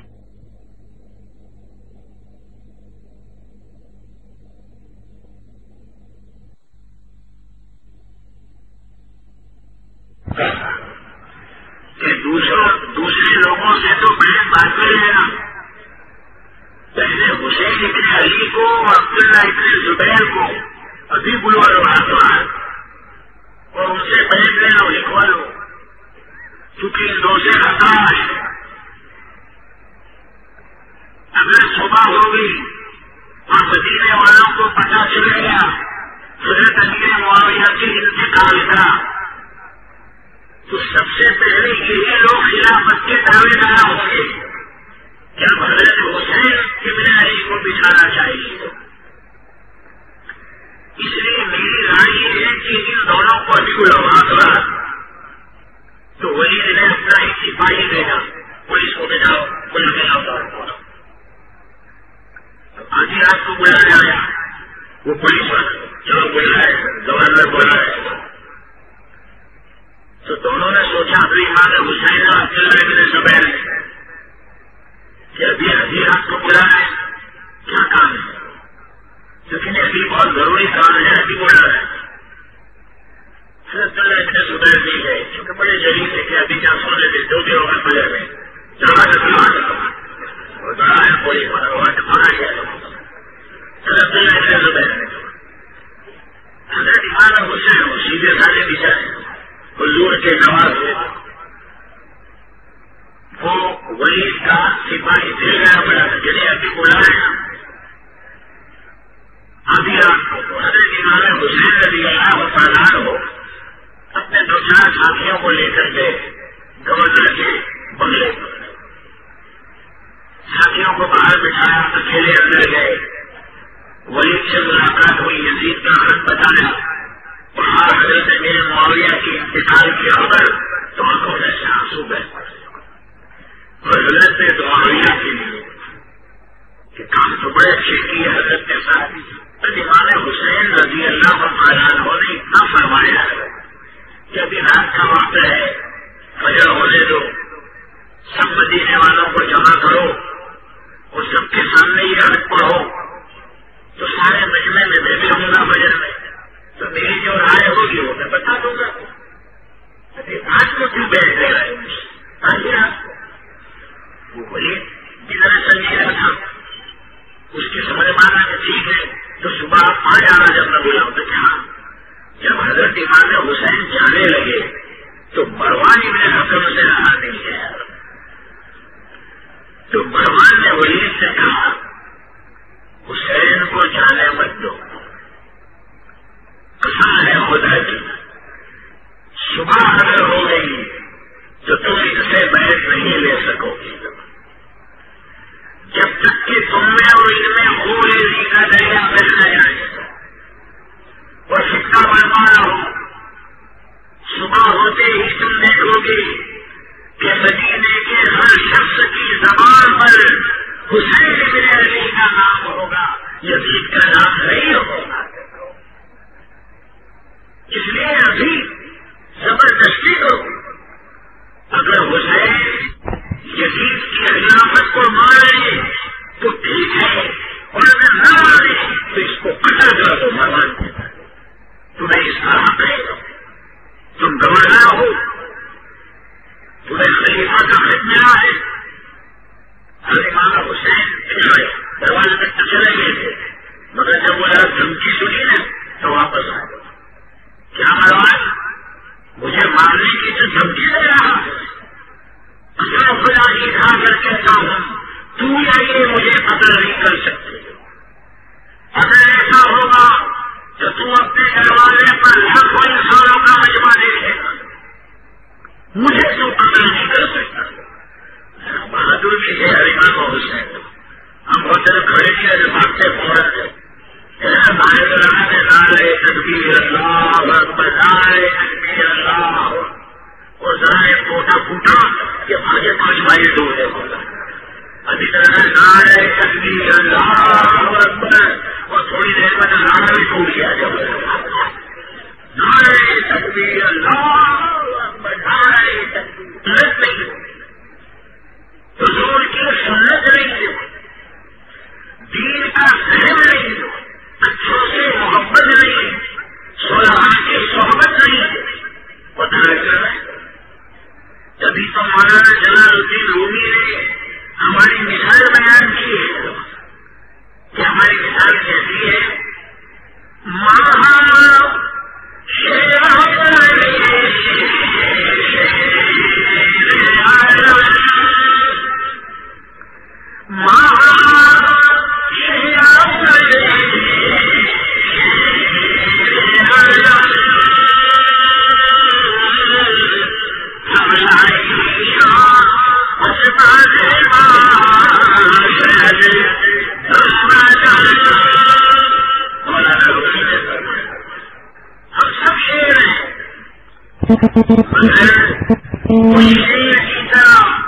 جس کی تصویر بنی ہوئی ہے جھنڈے کے اوپر، ہوا کے جھونکوں کی وجہ سے وہ جھنڈا ہی رہا ہے تو دیکھنے والوں کو دھوکہ ہو رہا ہے کہ شیر بھاگ رہا ہے. دیکھنے والوں کو دھوکہ ہو رہا ہے، شیر بھاگ رہا ہے. جب قریب آتے ہیں تو حقیقت کھلتی ہے کہ شیر صحیح معنی میں نہیں ہے، شیر کی تصویر ہے جو جھنڈے کے پردے پر پڑی ہوئی ہے. شیر یہ حالت ہے ہماری، یہ حالت. وہ میوزیم میں آتے ہوں گے، ہمارے بڑوں میں بھی کمالی باغ ہے، وہ لال پتلے میں شیر ہے بڑا ہوا، اس کا مسئلہ بڑا ہوا ہے تو کھاس کے کباٹ میں رکھا ہے وہ شیر، وہ مسئلہ کر کے تو بچے نہ کرتے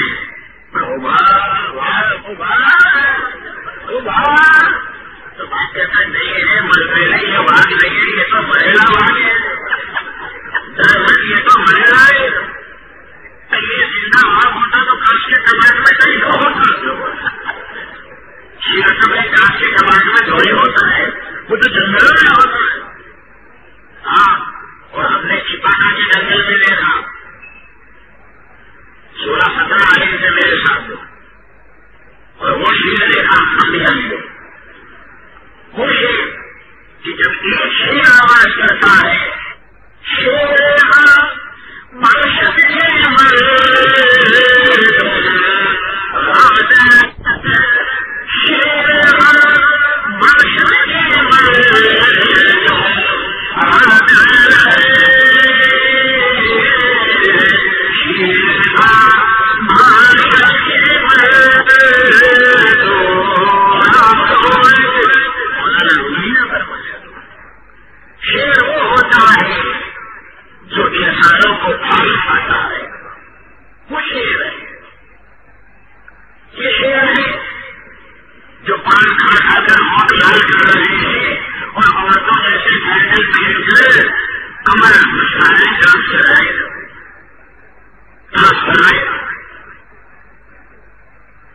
کربلا دور ہے، جانا ضرور ہے، کربلا دور ہے، جانا ضرور ہے. تو میں کہتا ہوں سامنے مسجد کا دروازہ دکھتا ہے، وہاں جانے والی ہے. کربلا میں ماننا چاہیے وہ. کربلا دور ہے، جانا ضرور ہے. مسجد میں گھبرایا نہیں، 3 دن کی جماعت میں گیا نہیں، اللہ کے راستے میں نکلا نہیں. کربلا دور ہے، جانا ضرور ہے، جانا ضرور ہے. تو پہلے مسجد میں جاؤ. کیوں کہ کربلا کے میدان میں مسجد والے ہی گئے تھے، ناچنے والے نہیں گئے تھے، وہ میوزک والے نہیں گئے تھے، وہ گانے گانے والے نہیں گئے تھے. کربلا کے میدان میں تو مسجد والے گئے تھے کہ جنہوں نے ایک نماز بھی نہیں چھوڑی. کربلا کے میدان میں کلمے والے گئے تھے کہ جنہوں نے کلمے پر محنت کی تھی اور کلمے کو سمجھا تھا کہ کلمہ کیا ہے، کلمہ کس کو کہتے ہیں، وہ گئے تھے. اور بعض جگہ ہم نے ایسا سنا تو چھاتی کوٹتے کوٹتے کہتے یا حسین یا حسین، ہم نہ تھے یا حسین یا ہم نہ تھے ہم نہ تھے. میں کہتا ہوں اچھا بات تو رہتا کوئی کہتا کہ تو وہاں تھا، تو وہاں ہوتا تو یہی رشتے میں ہوتا یا کوئی ہوتا. یا حسین ہم نہ تھے تو تو کون سی طرح مانا لگا مانتے ہو، اور تو ہمارے رسول کو کون سا کام دینا مانتے. ہاں ہمارے رسول کو لڑنے میں وہ تو وہ ساتھی تھے جنہوں نے نواز رسول کو ساتھ دیا آخری دم تک. بیوی چھوڑنے کے لیے تیار نہیں تھی کربلا میں، تمہوں نے بیوی کو تمام دے دیا کہ تجھے کرا، مگر نبی کے نوازے کو ہم نہیں چھوڑ سکتے. ہم ایمانی حیرت کو نہیں چھوڑ سکتے ہیں، اسے چھوڑ سکتے ہیں. وہ تھی کربلا کے میدان میں ہو گئے تھے. میرے بزرگوں کو تو یہ عجیب داستان ہے. شیر رومی نے ہم سب کی مثال دی ہے، اور ہم ایسے شیر ہیں کہ رات کو ہری بڑی ایسی کرنے کے لیے اٹھتے ہیں اور ذرا کوئی آواز نہیں کرتا تو سیدھا بھاگ کے بولنے میں بڑھ جاتا ہے کہ جنات آیا ہے، جنات آیا ہے تو جنات آیا. لو یہ شیر ہے، جنات آیا جنات آیا. سوچا اٹھنے میں پاؤں ایسا اٹھتا نہیں ہے. جہاں کوئی چیز ہماری تو بھائی لکھا ہے تو کہتا کہ ہاں وہ لکھتا ہے وہ ہے، وہ چلا ہے وہی ہے. فجر میں اٹھائے تو پتہ چلا تذارا ٹوٹا ہوا تھا، اس میں بکری کا سر بند ہوا تھا. تو بکری سر ہلاتی تھی تو وہ سنگڑے ٹکراتے تھے. تو آپ پتہ چلا یہ تو جنات بن گئی، یہ بکری نہیں لو، یہ میرے لیے جنات بن گئی. تو ہاں جس دل میں اللہ کا ڈر نہیں ہوتا تو اس کو اللہ بکری سے ڈراتے ہیں. سورت والوں یاد رکھنا، جس دل میں اللہ کا ڈر نہیں ہوتا تو اللہ گلی کے کتوں سے اس کو ڈراتے ہیں، اور جس دل میں اللہ کا ڈر ہوتا ہے جنگل کے شیر بھی اس کو کچھ نہیں کر سکتے. حضرت امام حسین بھاگے پھر واپس آئے اور میوان کو کہا مجھے مارنے کی دھمکی دے رہا ہے، تم آئیے کیا مجھے قتل کر سکو گے؟ تم دیکھو گے کہ تمہارے دروازے پر لاکھوں کا مجمع ہوگا. خیر امام عالی مقام چلے گئے تو مروان ابن حکم ولید کو بہت تانا دیا کہ تو نے بہت اچھا موقع چھوڑ دیا ہاتھ سے جانے کا، ابھی کام تمام ہو جاتا تھا. تو ولید نے کہا اے مروان قسم ہے خدا کی، مجھے پوری دنیا کی دولت بھی دے دی جائے پھر بھی میں نواز رسول کی توہین نہیں کر سکتا. تو یہ ہے عزت. عزت اس کو کہتے ہیں. یزید کا زمانہ ہے مگر علیہ رسول کو دیکھ کر کام گیا نہیں.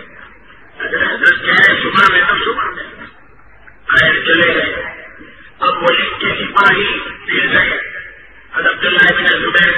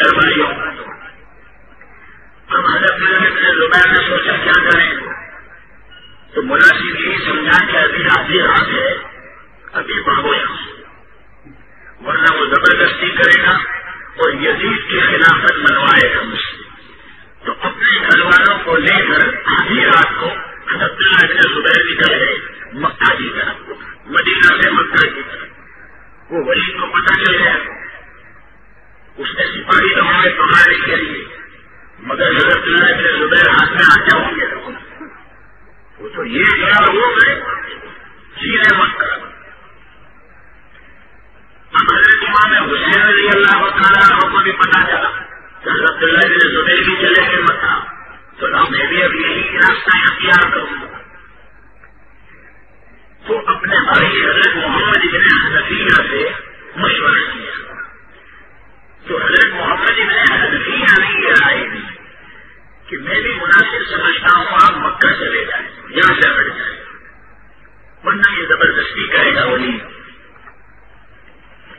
آپ مکہ میں جا کر رہے، کیونکہ مکہ میں ہمارے نانا جان کو ماننے والے بہت ہیں. مکہ مدینہ یہ دو کا تو کوئی نام ہی نہیں لے سکتا. مکہ جائیں، وہاں رہے، اور آپ اپنے دماغ اور ایلچیوں کو چاروں طرف بھیجیں. اگر لوگ آپ کے نام پر متفق ہو جائے تو ٹھیک ہے، اور اگر آپ کے نام پر متفق نہ ہو اور انہوں نے کسی اور کو امیر بنا دیا ہے تو اس میں آپ فکر نہ کریں. آپ کی کوئی بے عزتی نہیں ہے اور کوئی نقصان نہیں آپ کے دین پر، نہ آپ کی عزت پر، نہ آپ کے آبرو پر. اور اگر یہ چیزیں آپ کو مکہ میں میسر نہ ہوں تو آپ جنگل میں چلے جائیں، ریگستان میں، پہاڑوں میں چلے جائیں، وہاں چھپ کر رہیں. مجھے آشا ہے کہ آپ کہیں ایسے شہر میں مت چلے جانا کہ کچھ لوگ آپ کو ماننے والے ہوں اور کچھ آپ کے مخالفین ہوں. مجھے ڈر ہے کہ کہیں برائی کی ابتدا آپ سے نہ ہو، ورنہ دنیا میں کوئی بھی شریف آدمی بچے گا نہیں. مجھے ڈر ہے کسی ایسے شہر میں اور جگہ میں آپ نہ جانے جہاں آپ کے مخالفین ہو. یہ وصیت کی تو بھائی نے جب یہ نصیحت سنی تو روانہ ہوئے تو امام حسین رضی اللہ تعالیٰ عنہ بھی اور مکہ المکرمہ میں آ گئے. راستے میں حضرت عبداللہ بن عمر، حضرت عبداللہ بن عباس اور اس حضرت سے ملاقات بھی ہوئی. پوچھا کہاں جا رہے ہیں؟ فرمایا میں مکہ جا رہا ہوں، محمد بن حنفیہ کے مشورے کے مطابق وہی رہوں گا، ورنہ یہ وہی زبردستی کرے گا مجھ پر. تو حضرت عبداللہ بن عمر کی آنکھوں میں سے آنسو آ گئے اور اتنا کہا کہ بھائی جان اللہ آپ کی حفاظت کرے، لیکن مسلمانوں کی جماعت میں کیسے پیدا ہو جائے اس کا آپ خیال رکھیں. یہ حضرت اللہ بن عمر نے کہا. پھر امام حسین چلے گئے مکہ. اب وہی کے آدمی نے دیکھا امام حسین بھی گئے، حضرت اللہ بن زبیر بھی گئے، تو رہ گئے عبداللہ بن عمر. تو بھائی ان کو بلا، جیسے یہ بھی آئی نمبر تیسرے نمبر کی ساری نہیں آئی گی، تو وہی نے ان کو بلایا. تو حضرت اللہ بن عمر نے کہا کہ فکر مت کرو، جس کے ہاتھ پر تمام مسلمان بیعت کر لیں گے قسم خدا کی میں بھی اس کو اپنا امیر مان لوں گا. اگر جس کو سب مسلمان مان لیں گے میں بھی مانوں گا، میری طرف سے کچھ حکامت محسوس کروں گا. نہیں اللہ تعالیٰ کو نہیں کیا. اب یہ خبر یزید کو ہوئی، بس یہ 500 لوگ 2 گھنٹے ختم رہے. صبح 11 بجے سبق بھی پڑھانا ہے اور پھر کرانا ہے. یہ 500 لوگ یزید کو خبر پڑ گئی کہ ولید بیعت نہیں رہ سکا اور امام حسین نکل گئے مدینہ سے. تو غصے میں اس نے ولید کو معذور کر دیا کہ تو گورنر بنائے جانے کے قابل نہیں ہے، جگہ. اور ولید کی جگہ عمر نے سعید بن عاص کو گورنر بنایا. اور یزید نے یہ حکم بھیجا کہ امام حسین کو تو مت چھیڑنا. جب وہ یزید بھی مانتا تھا کہ امام حسین کو مت چھیڑنا، لیکن عبداللہ ابن زبیر کو مت چھوڑنا. اس نے وہ گورنر کو حکم دیا کہ لشکر روانہ کر اور عبداللہ ابن زبیر کو گرفتار کر. وہ کیوں کرے؟ لہذا عمر ابن سعید بن عاص نے ایک لشکر جہار تیار کیا مکہ کے اوپر حملہ کرنے کے لیے. کئی لوگوں نے سمجھایا کہ مکہ پر حملہ مت کر، اس میں یہاں کا گھر ہے، وہ نبی کریم صلی اللہ علیہ وسلم کے لیے ایک گھڑی کے لیے حلال ہوا تھا، پھر اس کی حرمت باقی ہے اور قیامت تک باقی ہے، پھر بھی وہ نہیں مانا، بلکہ جو بھی نصیحت کرتا کہتا ہے اٹھے بکواس بن کر مکہ کی حرمت کو تجھ سے زیادہ جاننے والا میں ہوں، بند کر رہا۔ پھر اس نے لشکر روانہ کیا۔ اب یہ بیچ میں ذرا تفصیل بہت ہے، میں اس کو چھوڑ رہا ہوں۔ نتیجہ یہ ہے کہ وہ لشکر مکہ آیا، حضرت عبداللہ ابن زبیر سے مقابلہ ہوا، وہ میدان حضرت عبداللہ ابن زبیر کے ہاتھ میں رہا اور لشکر کے کئی ساتھی کام میں آئے، شکست کھا کر واپس بھاگے۔ حضرت عبداللہ ابن زبیر نے عمر بن سعید کے جن ساتھیوں نے مدینے والوں کو ستایا تھا اور مارا تھا، اس کے اعزاز میں حضرت عبداللہ ابن زبیر نے ان کو مارا اور کئی ایک کو قتل بھی کیا، لہذا وہ لشکر شکست کھا کر بھاگا۔ اب مکہ المکرمہ میں حضرت عبداللہ ابن زبیر ہے اور حضرت امام حسین ہے۔ یہاں سے بات کل آگے بڑھے گی۔ اللہ تعالیٰ ہم سب کو قبول فرمائے، خیر کا فیصلہ فرمائے، شہدائے کربلا کی اس تاریخ کو یہاں سننے والوں کو بھی قبول فرمائے۔ مجھے معلوم ہے کہ آپ کو بھی دھیان بہت دینا پڑتا ہے، جب ایک واقعہ ہوتا ہے تو دھیان پورا دینا پڑتا ہے۔ عام بات میں کہ کبھی کن جا کر آؤ یا کبھی کو سمجھ آ کر آؤ یا کب نہیں آ سکتے، گھر تک بھی نہیں آ سکتے، نہیں تو سمجھ لینا یہ قصہ سمجھ میں نہیں آئے گا، نہ میرے کو برا مت کہنا۔ ہاں، جب تم نے یہ جلسے رکھے ہیں تو پھر دھیان سے سننا پڑے گا، دھیان سے سنو گے تو یہ بات سمجھ میں آئے گی۔ اللہ تعالیٰ ہم سب کے جمع ہونے کو قبول فرمایا، آمین۔ وآخر دعوانا الحمد للہ رب العالمین۔ اللهم صل على سيدنا ونبينا مولانا محمد وعلى آل سيدنا ونبينا مولانا محمد وبارك وسلم۔ اللهم لك الحمد كما أنت أهله ولك الحمد بما أنت أهله، لا نحصي ثناء عليك أنت كما أثنيت على نفسك۔ اللهم لك الحمد على نعمة الإيمان ولك الحمد على نعمة الإسلام ولك الحمد على نعمة القرآن ولك الحمد بما خلقتنا وبما أحييتنا وبما علمتنا وبما هديتنا۔ یا الہ العالمین ہم سب پر رحم فرما، اے اللہ کرم فرما، اے اللہ رحم فرما، اے اللہ اس مجمع کو قبول فرما، اے اللہ پورے مجمع کو قبول فرما، سننے والی ماں بہنوں کو قبول فرما، بیٹیوں کو قبول فرما، اے اللہ شہدائے کربلا کی برکت سے آج کے جلسے کو قبول فرما، جتنے جلسے ہو گئے ان کو بھی قبول فرما، جو جلسے باقی رہ گئے ہیں ان کو بھی قبول فرما، اے اللہ ان نوجوانوں کو قبول فرما، اے اللہ ان کی جوانی میں برکت عطا فرما، اے اللہ جنہوں نے یہ جلسے منعقد کیے، اے اللہ اس کے مشورے دیے، اے اللہ علماء کرام کا احترام کیا، اے اللہ اس کا بہترین بدلہ ان کو عطا فرما، اے اللہ اپنے شاہ نشان بدلہ عطا فرما۔ یا الہ العالمین ہمیں دین کا فہم عطا فرما، قرآن کی معرفت نصیب فرما، احادیث مبارکہ کا فہم عطا فرما۔ یا الہ العالمین شہدائے کربلا کی برکت سے ان جلسوں کو قبول فرما، مولا قبول فرما، مولا ان کے جسم سے نکلنے والے خون کے قطروں کی برکت سے ہم سب پر رحم فرما، سورت والوں پر رحم فرما، ایسا جو حالات چل رہے ہیں رحم فرما، کرم فرما، خدا گزر کا معاملہ فرما، بھائی جانا رحم فرما، سب بھائی بھائی ہیں، ایسا بھائی ہو کر رہنے کی توفیق عطا فرما، غلط فہمیوں کو دور فرما، ایسا غلط فہمیوں کو دور فرما، رحم کا معاملہ فرما، کرم کا معاملہ فرما، غلط فہمیوں کو دور فرما، تعلیم کی ترقیات سے مالا مال فرما۔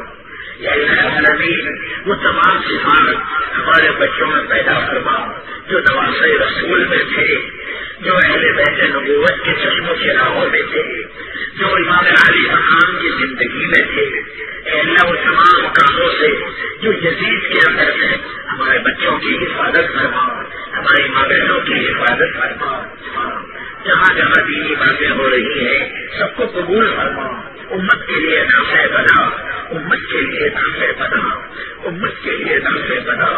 اے اللہ اس مجمع نے بہت دھیان سے تیرے پیارے نبی کے پیارے نوازے کی داستان سنی ہے، اے اللہ اس مجمع کو قبول فرما، اے اللہ اس مجمع کو قبول فرما، اپنی شان کے اعتبار سے بدلا عطا فرما۔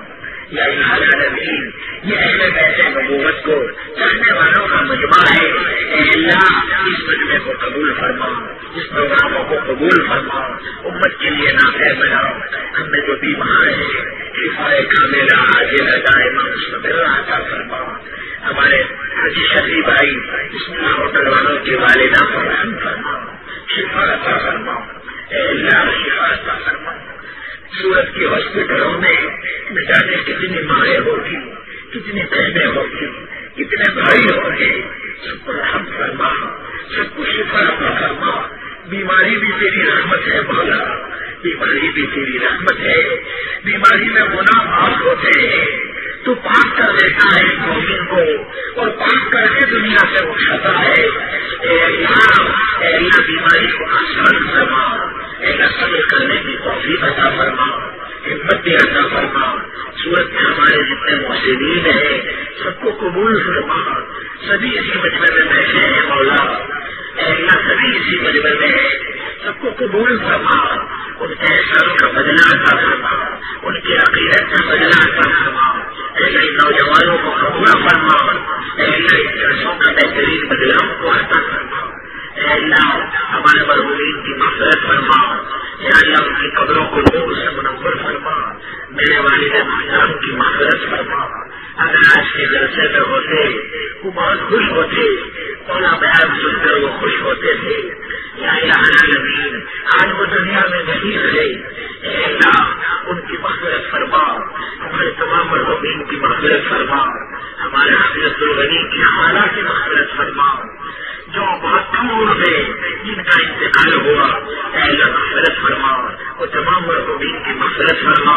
یہ جتنا مجمع ہے اور جتنی مادری ہیں گھروں میں ان کے تمام مرحومین کی مغفرت فرما، قبروں کو نور سے منور فرما، آخرت کے درجات کو بلند فرما، ہماری دعاؤں کو اپنے فضل و کرم سے حضرت محمد مصطفیٰ صلی اللہ علیہ وسلم کے صدقے الطفیل میں قبول فرما۔ ربنا تقبل منا انك انت السميع العليم وتب علينا انك انت التواب الرحيم صلى الله تعالى على خير خلقه ونور عرشه محمد وعلى اله واصحابه اجمعين برحمتك يا